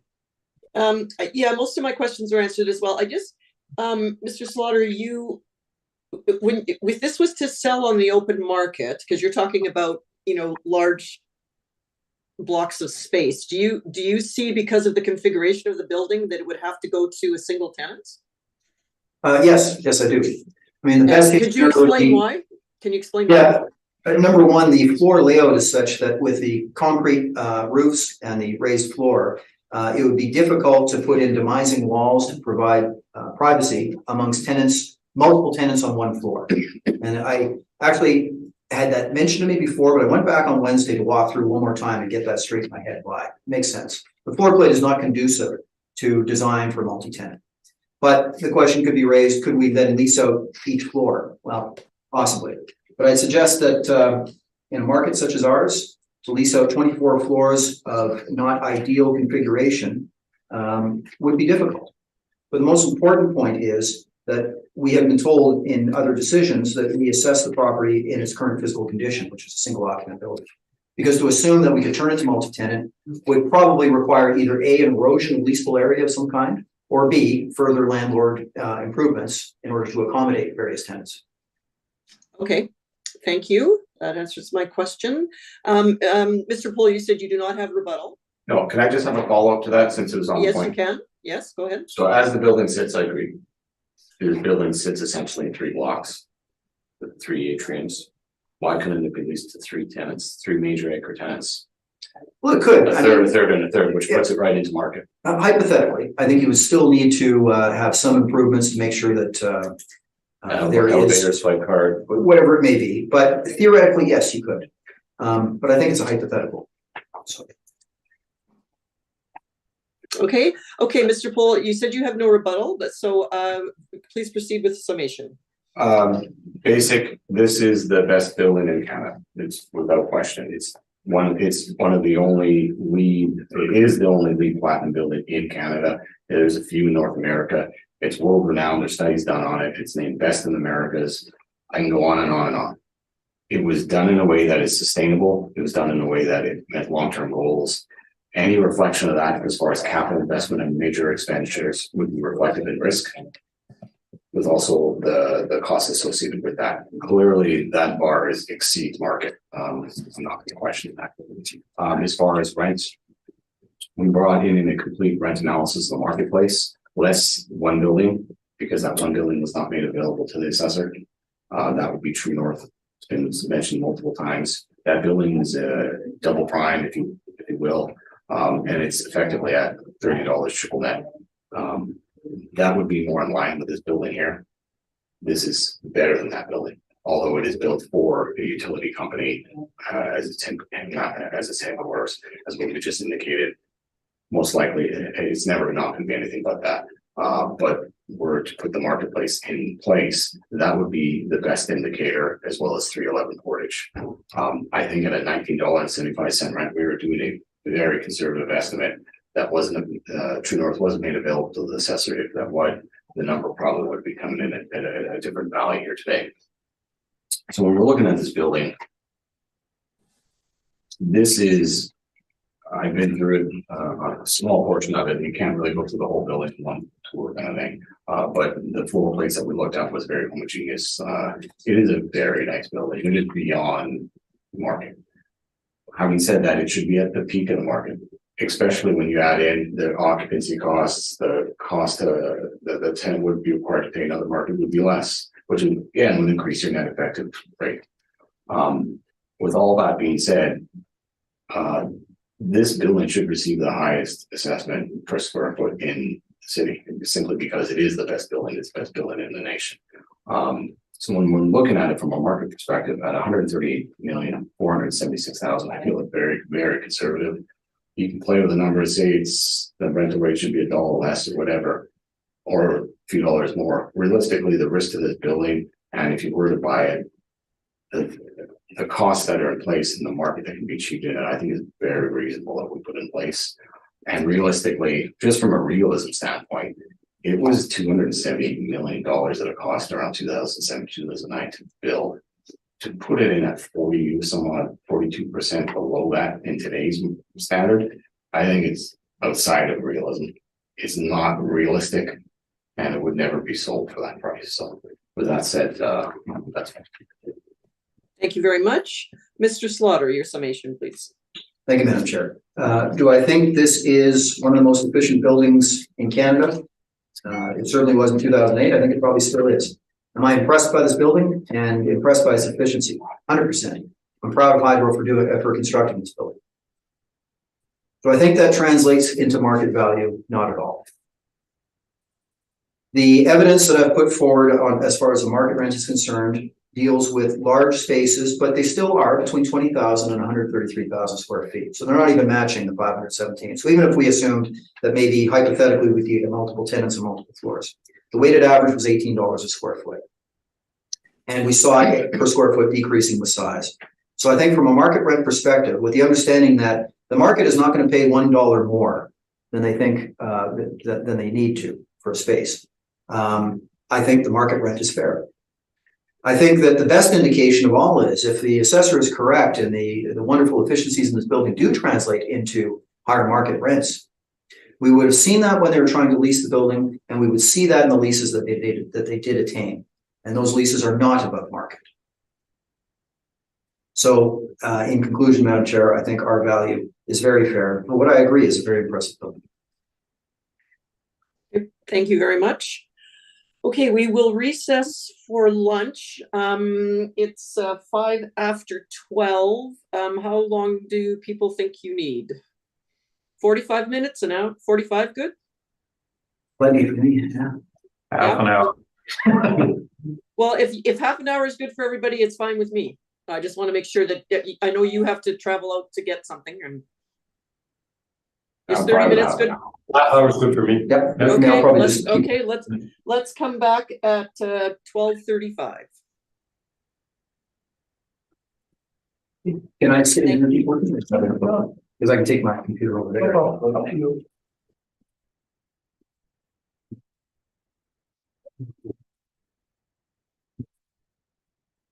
I'm not going to head out. No, I'm not gonna head out either. I thought we should continue to just finish it. The other should be quick, I think.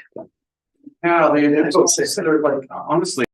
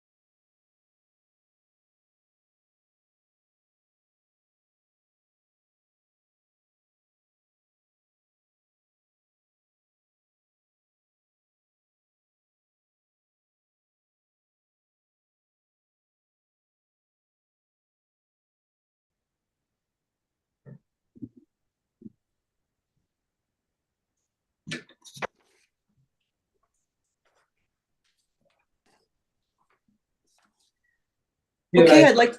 I'd like to call the meeting back to order, and we will go back up to the top of our docket for today and hear item number 1, which ends in roll number 800. And Mr. Pohl, please proceed when you're ready. Roll number is 1209776080. It's for unit 2, 360 Portage. The 2023 assessment is for 968,000. Obviously, this is within the hydro building, as they all are today. The main dock we heard, the main deal we heard was for the office tower. There's tenanted spaces within the tower that they broke out. So it is all still within the buildings, but there are separate roll numbers for some smaller spaces within the building. So this is one of them. The leasable area is 2,824 square feet. It is the dentist office, which we spoke about. The agent spoke about it being the only one that was rentable. If we look on page 9, I believe I have a different tenant name. Dental Design is the one we had. Look on page 10 in the operatories, and obviously the reception area in the front page. We see the rents that are in place on the IE, although it indicates it's gross. I have as we go along through these are all X'd out. I don't believe they're gross, as we can see on some of the other fields I will be moving forward. So when I look at this from the IE, it appears that it is a $22.21 square foot gross rent, but again, I believe that should be net. And I'm not sure if the former tenant Dental Design, I believe they moved, and it looked like it was effective December 31st, 2021. And that's on the following page as well, page 15. It looks like they're not there anymore. So as far as the rent that's in place, it looks like it appears to be net to me. But also I want to point out that they just be rented space. Hydro would not have paid for the tenant bid up for this tenant.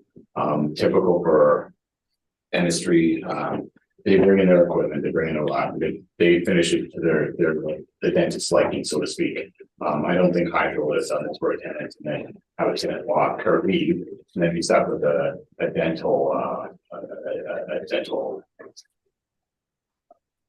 dental unit when it really, they can lease it any for any reason. So I don't think that would be reflective of that. Obviously, the tenant paid for their own equipment to go in, so to speak. So when I looked here, we looked for overall the Winnipeg marketplace in better locations. OFM obviously is in Class A. We're not going to get into the building again. We know what the building is. For the marketplace, leading up, we have 46 comparables. We looked at around 112,000 square feet. We're using CRU is typical around 1,600 square feet. Your dental offices range from 1,000 to maybe 3,000 at most. I produced an average of $21.86, weighted average of $21.64, and a median of 22. So pretty tight. Look at it. The other thing I did look at as well. Then I looked at downtown on the following page, on page 4. Downtown offices. Where in a downtown building, Class A building, good building, is a medical tenant and office medical tenant, and what are they paying? So as you can see here, for the ones at 360 Main, 333 St. Mary's, 393 Portage, we have the leases that are in place, and that's $25.88 for an average, $25.92 for an average, and $25 for a median. So when we look at the average that we put in here, it's going to work up on page 5. For the area, we have $25.27. That was a model rate. I didn't feel the need to adjust it in any. It's right in wheelhouse of downtown concourse area type tenants, as well as just a bit above the marketplace, which you would expect given where location that it is. So from that point on, standard parameters apply, and they're all the same standard parameters that are within the Class A building. So it's not a a difference of property type class. It's in the building, so it's getting a class A parameters at 10% for vacancy. Expenses at 3%, not recoverable, $50 for shortfall, and a cap at 6% gives us our 968,000. So with that, like I said, these will go pretty quick. I'm open to questions. Okay, thank you. Mr. Slaughter, any questions? Thank you, Madam Chair. Mr. Pohl, so you mentioned on page 11, they show the actual rent, $37.65 per month, and the leasable area being assessed is 2824 square feet. Is that correct? 2034 square feet for what they have. Yeah. So the math on that is the 3670 or 3765 times 12 divided by 2824 is the $16, right?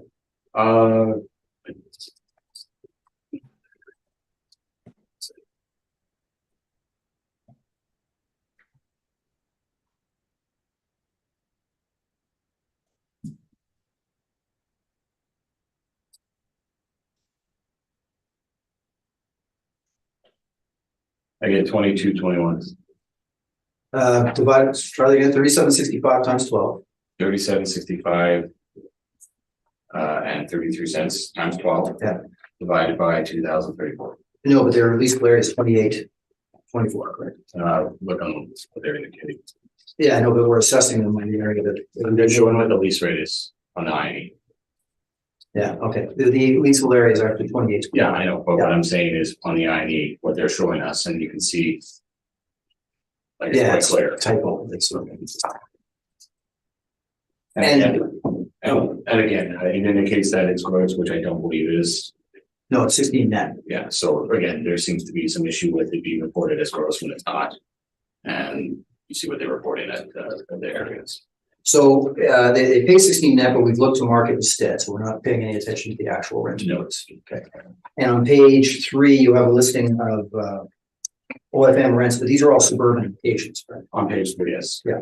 So we would likely not put as much weight on those as we would on page 4. It's a good indication as far as what a dentist would pay or a chiropractor or whatever would pay in outside market to this building or downtown. And then I redefined it by going into the downtown marketplace where it's better quality for leads. Yeah, because suburban rents are going to be quite different because of space with parking. Yeah, but you still have to, I mean, you can only do downtown, so we have to look outside just to get a feel for the marketplace as a whole.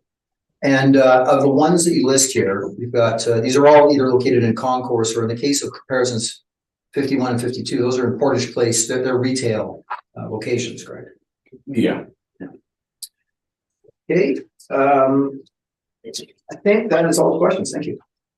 Thank you. Mr. Mann, do you have any questions? Just one with respect to the location. This is along the skywalk, or this is the second floor in the skywalk area? Along the skywalk, it kind of goes around the building and it's on the skywalk around. It's in the building. Yeah, no, it's in the building. No, Right, but yeah. It's on the north side of the Yeah. Building facing Portage Avenue? yeah. Okay, thank you. I technically in the building, but. That's separate. Yeah. Okay, thank you. Thank you. Mr. McIntyre, any questions? I have no questions, thank you. And I have no questions. Any desire to summarize on this, gentleman? Or no, sorry, we have to hear Mr. Slaughter first. But I will be very quick. Yeah, no problem. Sorry, Rod. Yeah, no problem. Okay, Yeah, Rod, please proceed with your presentation. thank you. So just to confirm the location, yeah, it's located in the hydro tower at the facing Portage Avenue, and it is close to the walkway which goes across to Portage Place. So it's in that way it's accessible from the walkway. But in the hydro buildings, this is the one I mentioned as we're discussing the hydro tower. And the rent in place, this is what I mentioned, it's because I think they made a typo on their area, but they're 2824 square feet. The lease includes both the dental design and the chiropractic office, it's all kind of one. And they pay, I have the lease here, it's $15 for the first half, $16 for the second half of the rent. That's an arm's length rent for the space. I typically would put more weight on actual rents in place in the building, rather than look to other buildings. And this is something that has been mentioned by the municipal boards before, that rents in the subject property are probably a better indication of market than other buildings where you have to make adjustments for location, age, whatever the case may be. But in any event, we still look to the market on page 11. I was in the space Wednesday, and it's now vacant. The tenant had left at the end of the lease and it's sitting vacant. But we looked at the market on page 11 and done a similar analysis, but we are focused on downtown. I don't think suburban medical office rents are appropriate because of the fact that parking will be included in those and such. And it's a similar analysis, but we have a slightly different set of comparisons. What we try and steer away from, Madam Chair, is ones that we feel are more truly a retail location. So Portage Place, second floor, where two of the city's comparisons are. Those are the highest ones, and it makes sense. It's a very high traffic retail location. So we're left with the comparisons shown here, which do include some kind of semi retail locations in the concourse at 360 Main. When it says basement, that means concourse. And then some units along St. Mary Avenue, which are good comparisons, I think. And then two more on Portage Avenue. And our rent average is $18.45 a square foot. So we looked at the actual rent that was paid in an arm's length transaction between two parties. We look to our evidence in the market, and we feel that $18 is a better indication of market value, or market rent, for this location. That's really the main difference, Madam Chair, between our positions, except for everything else we are applying just as we did with the tower. And that basically is the same as the city, with the exceptions that we have a lower shortfall rate. And we include the non-recovered expenses. But again, I leave it to the panel's discretion. Should they agree with the non-recovered expense allowance, then that would be the cap rate we would accept at 6%. But should you not agree with the non-recovered expense allowance, we would ask that the board then apply the capitalization rate as with the tower of 6.25%. The math works out pretty much the same.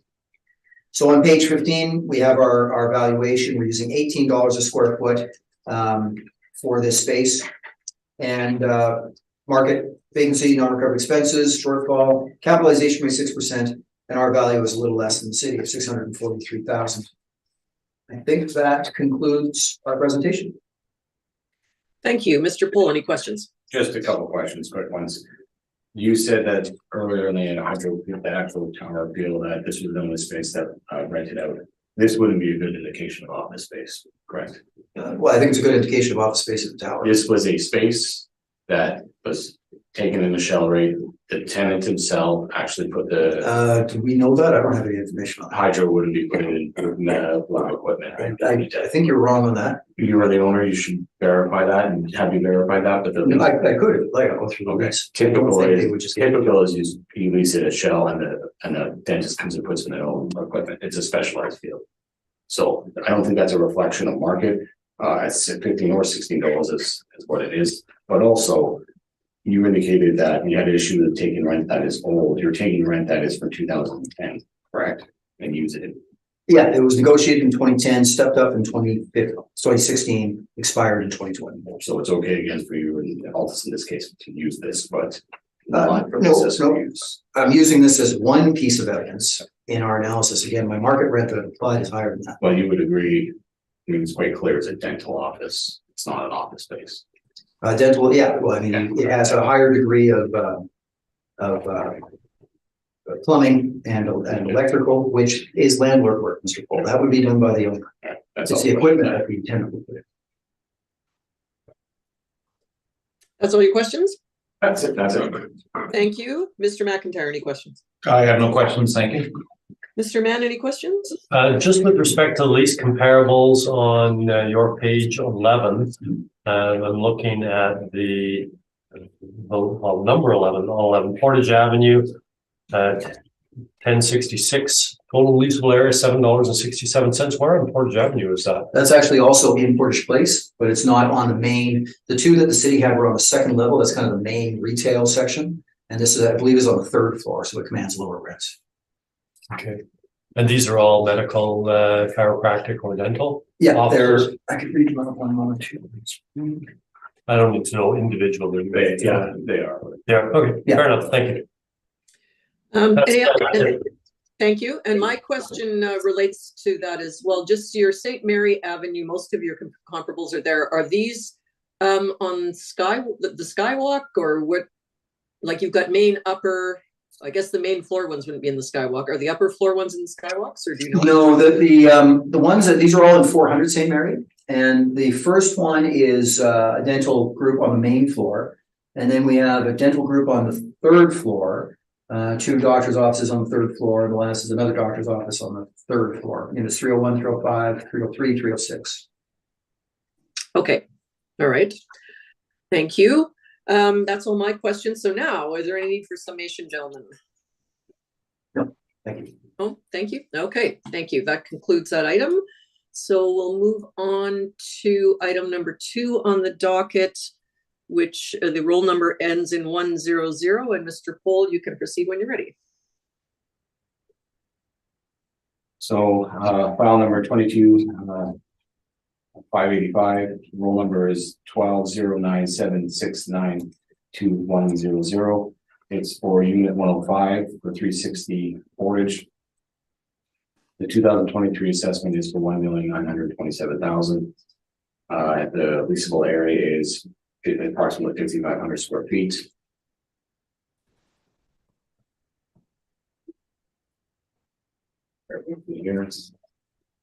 On page 8, pictures. It is for Rudy's Zinc Restaurant, as you can see on page 9. On page 10 is the INE. As indicated, that's what the leasable area is, 5,502 square feet. They include 2 parking stalls for the tenants, and they charge at $175 a stall. You can see the lease rate, which is on page 10. Again, I don't know why they're doing this. They're not gross or semi-gross, they're net, but they seem to be indicating the opposite way. So I don't know why, but I don't think there's any contention in that. So the COVID forms are on the next couple of pages. Obviously, this was closed. It was all restaurants were closed at the time, and it was impacted. So on page 14 are some follow-up findings, and I did this because they're reporting one way, now they're reporting a different way. And as you can see highlighted on page 14, it is a net rent. And then they're also reporting a percentage rent as it is a restaurant. That would also affect it as well. So I went through my due diligence and we went through it. There's actually a lease in place that they give us. It's attached on page 16. As it's indicated on page 20, it is a net lease. And then if you follow it further on page 23, indicates there's minimum rents. Well, so on the next page is over. On page 24 is going on to the following years in 2015 for the INE, which they submitted, which again has a different reporting. As you can see on page 26, you see that Rudy's is in at $135,050 a square foot for an annual net rent.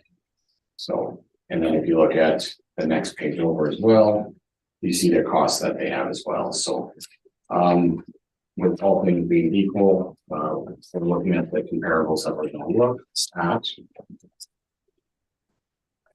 which are on that page 3. So Rudy's Eat and Drink is there. You see that I've looked at for the downtown shed district, and as well as the just downtown general outside of the shed district, what rents are in place and for the years that they're associated with. So you can see how that in yellow Rudy's kind of tails off and how they're indicating at $10.50 rent, and how it's single, it doesn't make sense. So I don't think that's appropriate. I think they're reporting that wrong. But as you can see from the marketplace, these are the rents that are in place, and we have waited for the 60,000 square feet. We have an average rent of approximately $25.91 a square foot, weighted average of $25.15 a square foot, and a median of $24 a square foot. And if we look at side of the shed district, You can see that we have for 40,000 square feet, we have $23.75 a square foot for an average weighted average of $23.54 and a median of $24. So pretty much the same. You're looking at around 100,000 or so square feet. You're looking at the majority of the downtown for as far as upper restaurants. You see that it's at 311 Portage, which again is right across the street. Newer building, newer OFA. They have 3 tenants in there as well. 260 Argrave is Tavern United. A bit older, but still relatively new for the stock in downtown.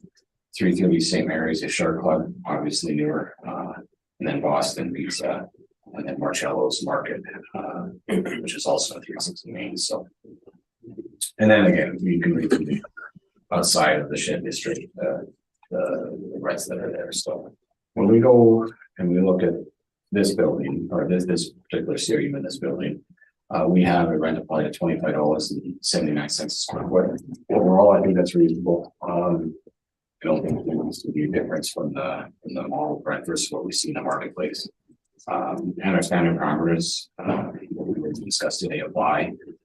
We have $897 for PGI at our 10% for vacancy and expenses for 3% shortfall of $15 gives us a net operating income of $150,623, capped at 6% gives us $1,947,000. So when we're looking at the marketplace, $24, $25 seems to be right in line.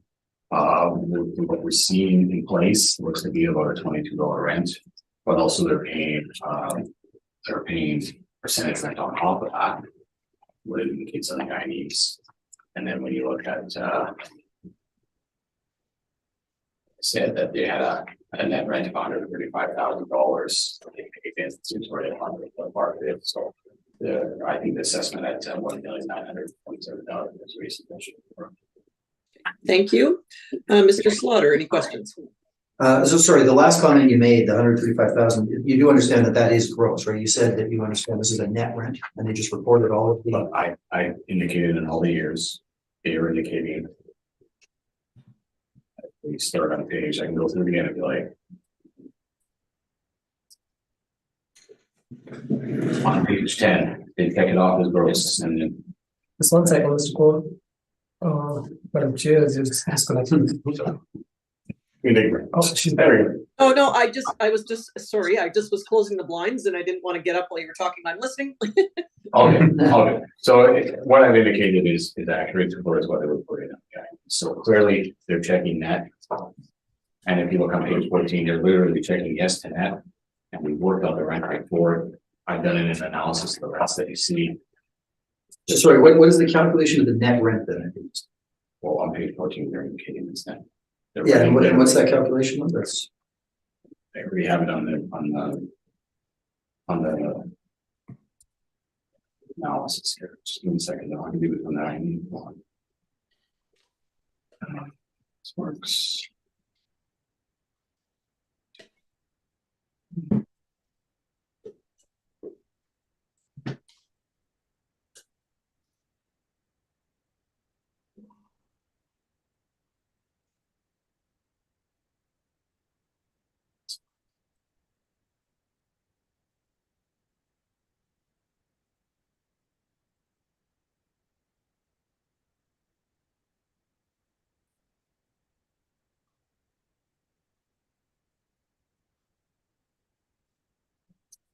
This page indicates 12.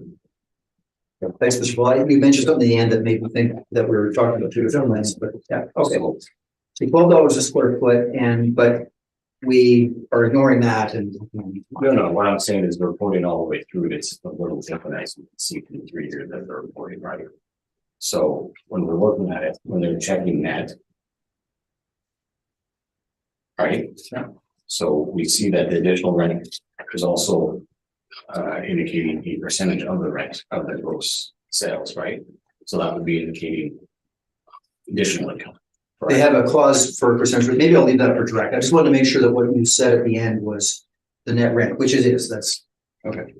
Okay, so the minimum rent that they have to put into is $10.50, but again, when you look at the analysis of what they're reporting, it's not quite the same, so. But instead of the actual rent, which is considerably less than these, we veered to market instead. Correct? Well, I'm looking at what the marketplace is, but I'm also looking at the marketplace of the building itself, so.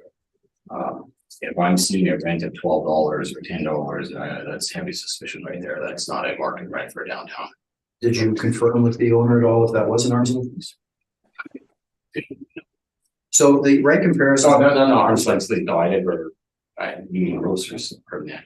That is an arm's length lease. I assume it's an arm's. Yeah. So I don't think Hydro's operating this. Page 3, you have some comparisons then. The first 3, these are located directly across from the True North Arena, correct? Right across the street. Yep. And the next 1, 2, 3, Tavern, United, Shark Club, and Boston Pizza, these are all connected to the walkways within very close proximity to. Yeah, they're short rents. Yeah. And the subject property, would you be able to reach the arena from the subject property for a hockey game? Well, obviously, it's not, you have to walk across the street, same as Brown's. Yeah, Same. two blocks. Yeah, so you still have to walk across the street. Okay. I think that's all the questions. Thank you. Thank you. Mr. Mann, any questions? Just one with respect to the photos that you have, page 9. Yeah. That patio area, is that part of the square footage or is that part of the leased area? What can you tell me? I would assume that it would be heated area only, and the patio would be left out. Okay, I didn't verify that. okay. Thank you. Mr. McIntyre? I have no questions, thank you. And I have no questions, so Mr. Slaughter, please proceed. Thank you, Madam Chair. So again, I'll keep this very brief. It's Rudy's. They're located on the south end of the tower, facing Graham on the main level. They have access to the patio as well, to the last question asked. Our analysis is, this is just part of the hydro tower. So everything that we're talking about here is consistent with what we've described before, where we're applying a slightly lower shortfall, but we ask for the non-recovered allowance or the increased capitalization rate. Otherwise, it's the market rent, which we have a slightly different opinion on. So on page 11, Madam Chair, we start with the actual rent in place. As I mentioned before, an actual rent is usually the best indicator of the market rent for a space if it's arm's length, et cetera, et cetera. It passes all the tests, which this does, but it is low. And so I had examined the lease and talked to the owners about this when we first started working on the building. It's $10.50 per annum for 10 years. That's what they pay net. They have a percentage rent clause that allows them to pay 3% of the gross sales over 1.5 million. And when I was there again on Wednesday to confirm a few items, Hydro was of the opinion, they said, I don't think they've ever met the percentage rent clause. And I said, well, actually, the city has an evidence 1 year where they did, and it equated to about $3,000 extra. And he said, yeah, but it's not much. Otherwise, they never meet their sales clause. So it ends up being a $10.50 per square foot net rent. And that's what they pay. They have a cap on their CAM at $12.50 a square foot. The CAM is less than that, so it's not a concern. At times when a rent is high, it seems like that's fine to be using it as market rent, but when rent is low, it's got to be questioned. I admit you have to question when something looks out of the norm, which I've done. If it is arm's length, it is what it is. I still, though, feel that we look to market for this rent. But keep it in the back of our mind that there's something about this space that isn't allowing it to compete, even from the sales figures, with the other Shed District restaurants. So we've got 22 comparisons of downtown restaurants on page 11. And I won't go through everyone. They range, they can be as high as the one that Mr. Pohl had in evidence at Brown's Social House right across from the arena. That would be at the highest end. And they can go as low as, subject at $10.50 or in the low teens. The average is $21.26. Median is $20.84.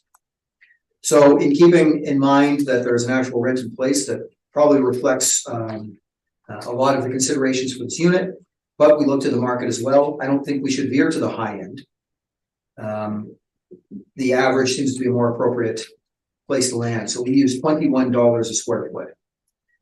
It's also in keeping with one of the other rents in the building, which we'll talk about likely in about half an hour, which was Marcello's at $22 a square foot. The third restaurant is a smaller unit, which is at a higher rent. So Rudy's being the largest of the three, I think $21 makes complete sense. Notwithstanding the fact that that's not what they're getting and they can't get that. So we use $21 with all the other rates as described, and the concluding value on page 15, Madam Chair, is $1,483,000. I don't think there's anything else we need to go through. Thank you. Thank you, Mr. Poole. Any questions? Other than would not having a patio not be more desirable, increase sales. Patio sales during the summer to add it. Yeah, I can give my opinion on how valuable a patio should be, but I can also state that when I look at actual transactions such as the subjects, it doesn't seem to be having a factor.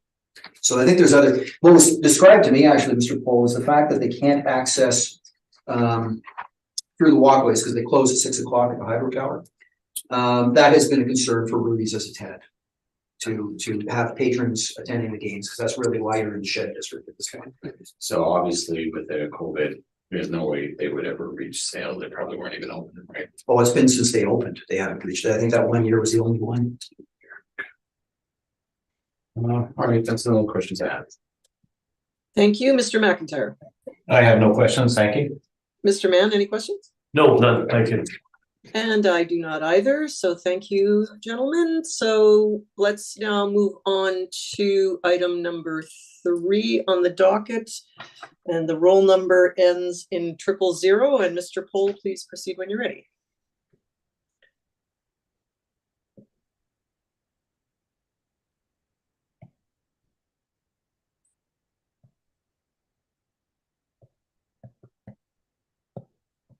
Roll number is 12097692,000.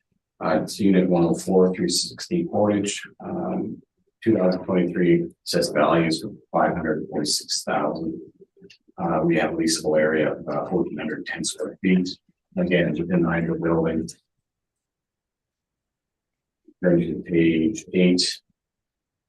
Display oven.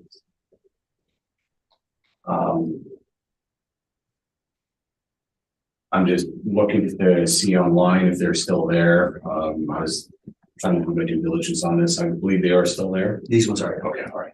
So as of June of 2019, indicates that the play of it is there, but it doesn't show up on their website. So is this a little, are they actually there? So the reason why I had is because they don't actually list the tenant as you go through the years. So they do at one point, but not on another point. So again, same idea. Page 10 is the reporting of their INE. 2020, they indicate gross. And then they check out as gross, and then it appears to be a gross rent of $27.50. But again, then they check out net on the year before. So I'm only as good as what's being held up to this. So when I'm looking at fully recovered and they're literally writing it in, or they're writing it net and checking out net, which one is it? That's why I brought in the lease, the former one. This I don't have access to the lease, but I do have access to what they provided on a 2015, 2016 year basis. And it's what you see in place. So apparently it's $12,925. So, and the cost on the other end of it, about $1,635. So with that, I can't imagine this being gross. It looks like it's net, it feels like it's net, and then whoever took over the filling out of the INEs just simply started checking gross. So at least that from my perspective, with the agents, the owner's agent can answer them. It's well if there's so information to that. So on page 3 is the same comparables. As you see, clay oven was at, and that's one of the other things that I was looking at. Clay oven was also at Portage, one Portage, and they were at $18.75. So when I'm looking at clay oven in 316 Portage, I was concerned with whether they're actually there. But they are there, and that was confirmed. So again, it's the same comparables that we're using. So more detail as we already just did. So now we have about $28.34 put onto the area. Again, it's the smallest square foot area. Restaurant here is typically you can make that call on economies of scale location because there's so many of them and they're roughly within the same range. When you're looking at office towers that are 500,000, 300, like there just isn't, just can't make that analysis. So when we're looking at a $28.34 a square foot rate, I think that's reasonable. Given what they held up to us for the INEs, should we have followed that from the agent. But with all the same parameters applied, we get a net operating income of $32,769 capped at 6%, which gives us back to $546,000. With that, I am open to questions. Hey, Mr. Slaughter, any questions? No questions. Okay, thank you. Mr. Mann, any questions? No, I don't think you. Mr. McIntyre? I have no questions, thank you. And I have no questions. Thank you. So, Mr. Slaughter, please proceed. Thank you, Madam Chair. Fairly straight ahead, Clay Oven is located at the other corner, much smaller unit, but at the other corner of the south end of the tower, Edmonton corner. So about a third of the size, I think, of Ruby's. They came in 2014. And two things I should mention about all of the main floor tenants in this building. And one is, I think it explains some of the confusion around the rents. It is a net rent. There's some caps upon what they'll pay in additional rent, but it is net. But all of these locations have not done very well in the tower, not just in the pandemic, before that. And there was a period through the mid-2010s where Hydro wasn't charging full or any CAM to some of the tenants. And I think that's probably why who filled out the form maybe put gross. But it's supposed to be a net. And it's still in place as of the reference date, although they were closed at that time, but that's not the point of evaluation. And so here's another example where, do I think that's at market? I think it might be a little high actually, because they've been struggling and they had to have assistance on their CAM and tax along the way. The second point is, again, what I've said earlier today, and it pertains especially to downtown retail and restaurants or service, is that the world in April 21 is very different than the world in 18. And I don't just mean the world at April 21 in the middle of the pandemic. I mean the world as people would see it likely into the future. There's going to be less people in the Hydro Tower, which dramatically affects these units. So I think if anything, one might say that rent signed in 2014 might not be indicative at this point. Notwithstanding that, for the purpose of this analysis, we're using the contract rent, so $27.50, very close actually to the city. So in this case, we're very close. So really the difference now is in that non-recovered expense item or the cap rate, whichever way, depending on the board wishes to go. But the risk, whether we recognize it in the NOI or in the cap rate, I think is real and needs to be counted in some fashion in this valuation. So in conclusion, Madam Chair, I'm asking the board to consider a slightly revised value of $580,000. Thank you. Mr. Pohl, any questions? No question. Mr. Mann, any questions? I don't, thank you. Mr. McIntyre? And I have no questions, thank you. And I have no questions. Thank you. So we are now moving on to item number 4 on the agenda, which ends in roll number 300. And Mr. Pohl, please proceed when you're ready.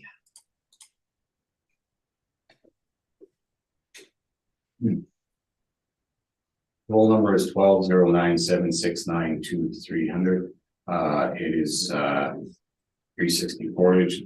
I don't believe it has the unit number on it, but that is the roll number. The 2023 assessment is for $1,054,000. The leasable area of this restaurant is 3,422 square feet. If we go to page 8.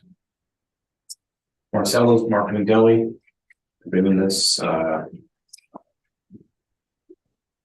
in all these restaurants. So if we go to page 9, again, same line of person filling this out in 2020 year. They fill it out as gross. You look on the following page. I have confirmed through the case management process for the municipal board, we had it under appeal, not obviously through the office, but through the owner, through the restaurateur. It was $22 gross or semi-gross. It was a difficult process that the gentleman was representing that. But it was determined that it was a $22 square foot net rent. So if we go through on the following pages, we see that page 11 and 12 is the COVID questionnaire. Page 13, similar to what I've done on the other CRUs that we've looked at. They then check it off as net, highlighted in yellow for your convenience. Net, and yes to net again. And if you look on page 14, you see the actual lease rates that are in place highlighted in yellow on the third. 5 years at $20 a square foot. And then $22 for the remaining years. So that's what was reflective of it. In 3 buildings, the rest of the lease if you like. Same idea on page 18 and 19 as well as what you're reporting. So lease in place appears to be $22. It was converted to $22. If you look at the comparables, exactly what we have it in at, and with the comparables aligned. Then we go through page 4, the actual the model predicted at $22.88 a square foot. I think it's quite accurate. Same set of parameters apply as we already discussed at nausea today. Maybe I should say that. Capped at 6%, the NOI is $63,280 and gives us our capitalized value at $1,054,000. With that, I'm open to questions. Thank you. Mr. Slaughter, any questions? No questions. Thank you. Mr. McIntyre? I have no questions, thank you. Mr. Mann, any questions? I have no questions, thank you. Okay, and I don't either. So Mr. Slaughter, please proceed. Thank you, Madam Chair. Again, page 11 is really the main page at this point. Actual rent in place for this unit, it has now expired and the unit is vacant. But it was $22. That was the stepped up rent. Again, when I talk about the rent in place, I'm referring to the stepped up rent here. So it's $22. So we then say, okay, let's go back to market and take a look. It's the same comparisons that we looked at, many of the same with the city, but we have a few more here. And again, that average was 21.28. So all things considered and knowing the difficulty in these spaces in the property, I just revered back to the 22, not because it's contract, but because it seems to make sense in market. So we applied $22 a square foot rent, and we have no other contentions. We have a slightly lower shortfall, the higher non-recovered, and with the higher non-recovered, we'd accept the cap rate of 6. So our value on page 15, Madam Chair, is slightly lower than the city at $970,000.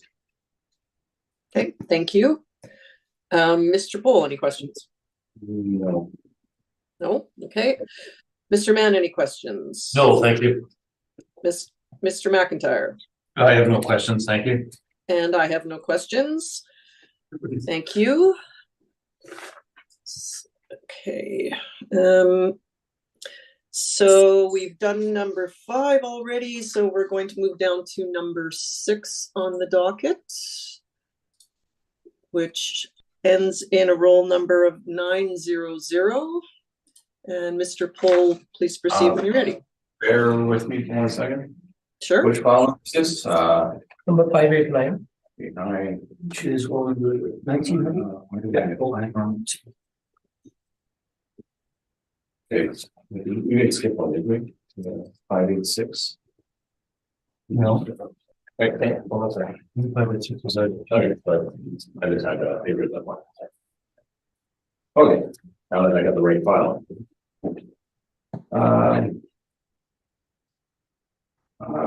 File number 22589.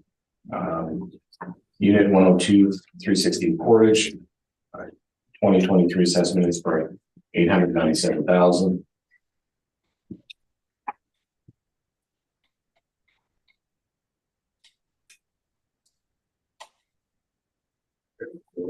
Moment. Oh. So this is not a what we're dealing with as far as restaurants. This is just a space that's going to be more business related. So It is a 3,108 square foot space. The hydro tower right up is the one we already went through on the next page. We see on page 13, this is one of their tenanted spaces, but it is owner occupied. So to date, I don't have any more information on the hydro occupies it. It's in this Class A building. So literally the argument that we heard for the tower portion is the exact same argument I'm going to make here today. We're not going to have to go through the comparable market study that already have in place, as well as the TI and the cap that's already been covered in the other appeal. So when we go through here on page 9, for 3,108 square feet, we have $21.55 a square foot. Again, that's just simply the smallness of the space and main. It's not up in the tower; it's on a concourse retail area. It's just a tenanted space that I guess they have become a tenant for, or they chose to occupy themselves. So, exact same parameters that we've already discussed today. So your net operating income from that is $53,809, capped at 6%, gives us your $897,000. So, Thank you. Thank you. Mr. Slaughter, any questions?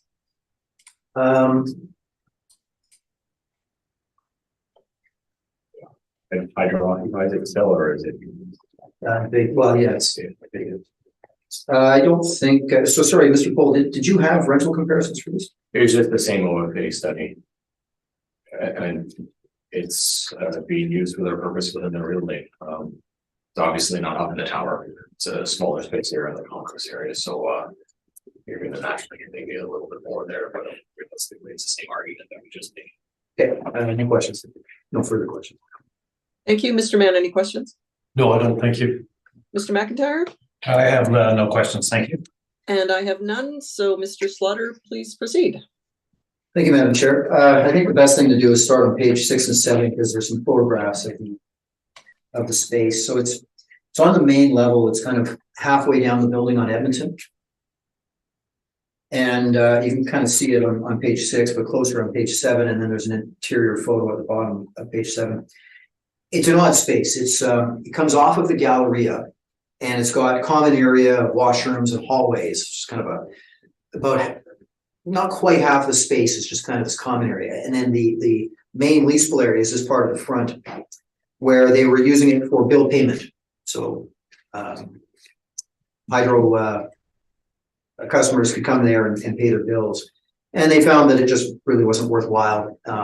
Most of that's online. So they ended up shutting it down. And so now it's vacant space.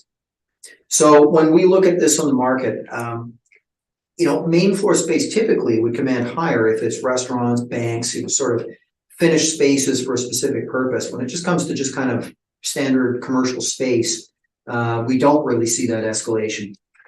And we see that in some of the rents being paid in the subject property as well. So we look on page 12 to a number of downtown main floor, non-restaurant, bank, etc., sort of just standard space, office or retail.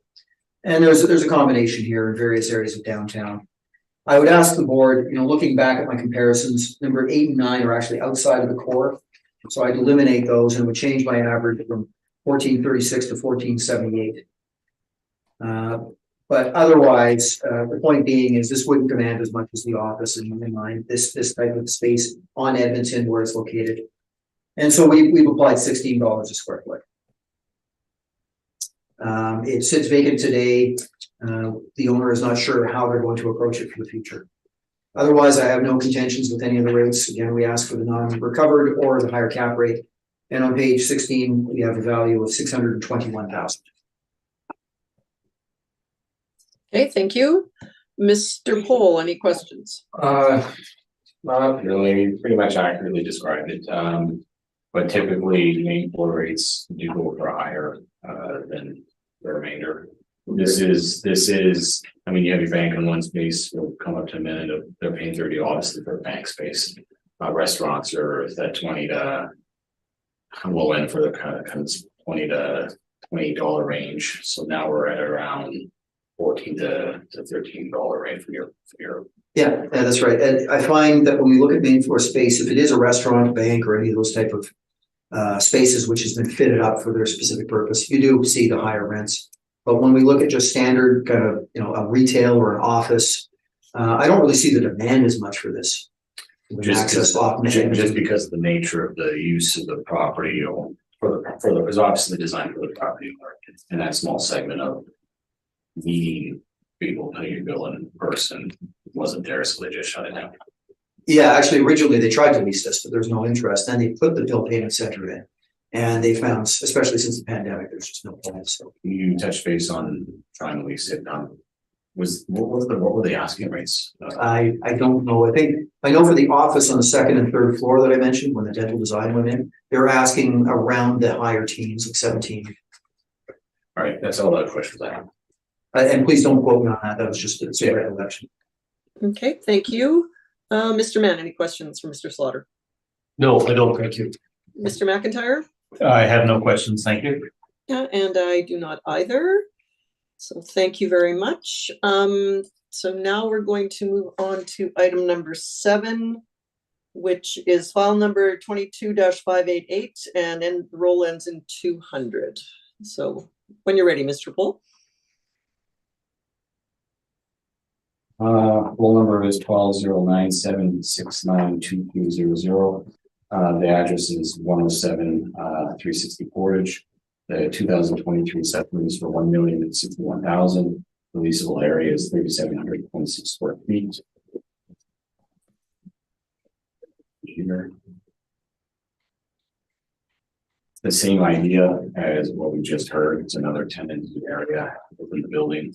So if you look on page 13, indicate that it's simply owner occupied. So the rest of the analysis from that point, again, we've already covered as far as cap rate, direct inducement, and market analysis. We don't need to get into because we've already done that. Subject property description is in brief. We don't need to get into the full now on pages 3 to 8. And on page 9, again, for the 3,726 square feet, we have $20 million and 28 cents a square foot. Same standard parameters that we've already discussed multiple times today. Produces a net operating income of $63,630, capped at 6%, gives us our $1,061,000. Okay, thank you. Thank you. Mr. Slaughter, any questions? No questions. Mr. McIntyre? I have no questions, thank you. Mr. Mann, any questions? What floor is this on? Is this the main floor or is this, you said that, okay. Awesome. Thank you. No, that's my only question. Thank you. Thank you. And I have no questions. So Mr. Slaughter, please proceed. Thank you. Very simply, and unfortunately, I don't have a picture of the interior of the space. I thought I did at the time, but what this space is at the southeast corner of the building. The space actually starts kind of from the Galleria, and it's really a bunch of long hallways. They just kind of stretch out, winding in between what is Rudy's and some of the storage areas, and it ends up in the corner of the building where a security office is. It's leftover space. I mean, if this was, to Mr. Pole's point, really, should this not be part of the roll number? And if it was, I would probably not be arguing much of an enhanced value from the space. It's just left over, can't access it from the outside, used as a security office. So I applied the same analysis, Madam Chair, as I did for the bill payment center, but I did use a slightly lower rent in this case on page 11. From the same market rent comparisons, I conclude that this would be on the lower end. I used $14 a square foot. Everything else the same as I've been discussing all day. So as page 15, I have a slightly reduced value of $641,000 rounded. And again, honestly, if this was part of the building, I wouldn't be adding $641,000. This is just necessary for the operations. Okay, thank you. Mr. Pole, any questions? Questions? Mr. McIntyre? I have no questions, thank you. Mr. Mann? No, I don't have any questions. Thank you. And I do not either. So the next item, number 8 on the docket, has been withdrawn. So we will move now to number 9, which is file number 3622, and the roll number ends in 1800. Mr. Pohl, please proceed when you're ready. File number is 12097691 unit 101. The 2023 assessment is for $3,729,000.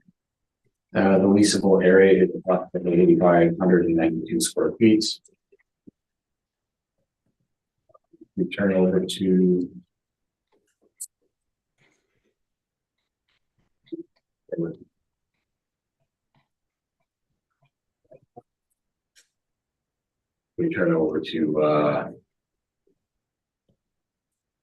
page 14. Page 14, it shows this rural living bank space. Same problems that exist on the other IDs. We're now through some of the groups. We'll go through it as we go. COVID form is on 16 and 17. On page 18, the IE indicates that it's a $30 net lease, triple net, fully recovered, checked off as net. Don't think there's any contention on that. So as you can see, that's simply what they're reporting. And then same idea as the other years for the other properties, commercial entity units within this property. You see what they're paying on page 20, 267,000 for 2015 to 2016, and then associated costs on the next page at around $960. So we don't need to get into the capitalization rate as we already did. I do have a study put in place attached to this as well. But realistically, I think it's fairly reasonable where it's assessed. Just give me a second here. I back that up on page 9 with actual bank rates. Again, it's a bank space, but it isn't very prominent all day, obviously. Hydro tower. Sorry, can I interrupt for one? Just, I'm having trouble following. Are we on item 8 or item 9? 8. Or sorry, Yeah, I think what's happened is Mr. Pohl had his full brief was attached to number 8. And then he had a shorter brief for 9. So I think he's using that. Right. Okay, yeah. Thank you. I'll go back and forth. One was with the realty, the owner, and one was with the tenant. So I have 2 file numbers and I produced one brief, but I just attached it. There's notes on both, but I'm trying to go back and forth here. So thank you. That clarifies. Excuse me a little bit too. Thank you. Okay, so on page 9 of I guess the final 22,590, which is the same as right 3622. You see the bank rates that are in place. So we took bank rates that are outside downtown, 17 comparables. We have around an average of 2688, a square foot, and medium 27, and a weighted average of 2590. We see for downtown, again, average of 2479, $27 for a median, and a weighted average of 2489. Again, there isn't a lot of CRUs for bank spaces leasing up in the appropriate years next to the reference date for there's only so many spaces, right? So they're long-term tenancies. It is what it is. So that's why we went outside of the downtown, just to have a feel for the marketplace as well as downtown itself. So when we get back to the actual rents in place, the model predicted a $31.55 square foot rate. So with the standard parameters attached to that as well, they will be now operating income is $222,763, and capped at 6% is $3,729,000 rounded. So with that, I think it's reasonable that you should be at a $30 or $30 considering that the location of the building that is without multiple questions. I don't think I got page Anything past page 8? Look on, the one that was a Patron. I didn't know which one was one, so I did use the board. Oh. Let me check. 590. Oh, that might not have been saved. Do you mind if I just go to yours? Yeah, it's essentially the same argument that we. Yeah. I think there's some confusion on the two different appeals on the same, It's all the same. I would say the same. just the bank space is different. Let's take a picture of this. You didn't get it, I submitted it. It's not in that, but we might have only saved one of the two. We probably Oh, I can saved. send you again if you want. Yeah, if you Oh, could. so, okay, so Yeah. it's just not in your actual file, Mr. Slaughter, but everyone else has it, correct? Okay, Yes. Yeah, okay, good, all right. okay, so I'm just looking at the rent comps. Oh, yeah, And, good. I wasn't sure if no one seen those. So, which one you need, Mr. Slaughter? I guess the one that has more than 7 pages. Okay. Okay, so 590, I believe. Okay. So the questions, Madam Chair, I don't think I really have any. I'm just looking at the rents. It seems to be sitting at market. Yeah, that's fine. Take your time to look at them. That's fine. Essentially, it's the study and is backed up by some bank rates outside downtown and then within downtown and cross-referenced against the actual signed lease for the sub. Yeah, no, I have no questions. Thank you. Okay, thank you. Mr. McIntyre, any questions? I have no questions, thank you. And Mr. Mann, any questions? I don't have any, I eventually caught up. Thank you. Okay, yeah, sorry, I guess I clicked on the right one, but maybe an error as it turns out, but I ended up being on the right one. So, sorry, I would have clarified that for you. Okay, okay, good, as long as everybody was able to follow that. Okay, so Mr. Slaughter, please proceed. Thank you, Madam Chair. So this is, I think, the first tenant that And came just to in. clarify, Rod, you only had one brief on this, correct? So we're all looking at the right one. Yeah, that's Yeah, correct. okay, good, all right, good. Go ahead. So on page 6, you can see the bank. It's on the main floor, right on Portage Avenue, corner of Portage and Edmonton. And they came in 2009. They were one of the first tenants in, and their lease lasted until recently with a renewal that they could exercise, which they did. And the rent, as it stands at the reference date, Madam Chair, was 3108 a square foot divided by the area. It's very, very close to what the city's using. It's also not out of line with market in my mind. Seems to make sense for a bank space. So we've used the actual rent in this case, and again, it's a rounding error difference from the city. The only real difference here is that question of recognizing the risks in either the non-recovered expense allowance or the capitalization rate of 625. In the analysis before you, I've elected to use the higher non-recovered and accept the cap rate. The value would be about the same either way, and that comes to $3,525,000. Okay, thank you. Mr. Pohl, any questions? No questions. Mr. Mann, any questions? I have no questions, thank you. Mr. McIntyre, any questions? And I have no questions, thank you. Okay, any need for any final summation from either of you gentlemen? Not really. No, I don't think so. No, okay. Well, that concludes all the items that we have on our docket for this afternoon. So the meeting is now adjourned, and I thank you both very much for all your due diligence. That was a long day of presenting, and we appreciate it. Thank you very much. Thank you.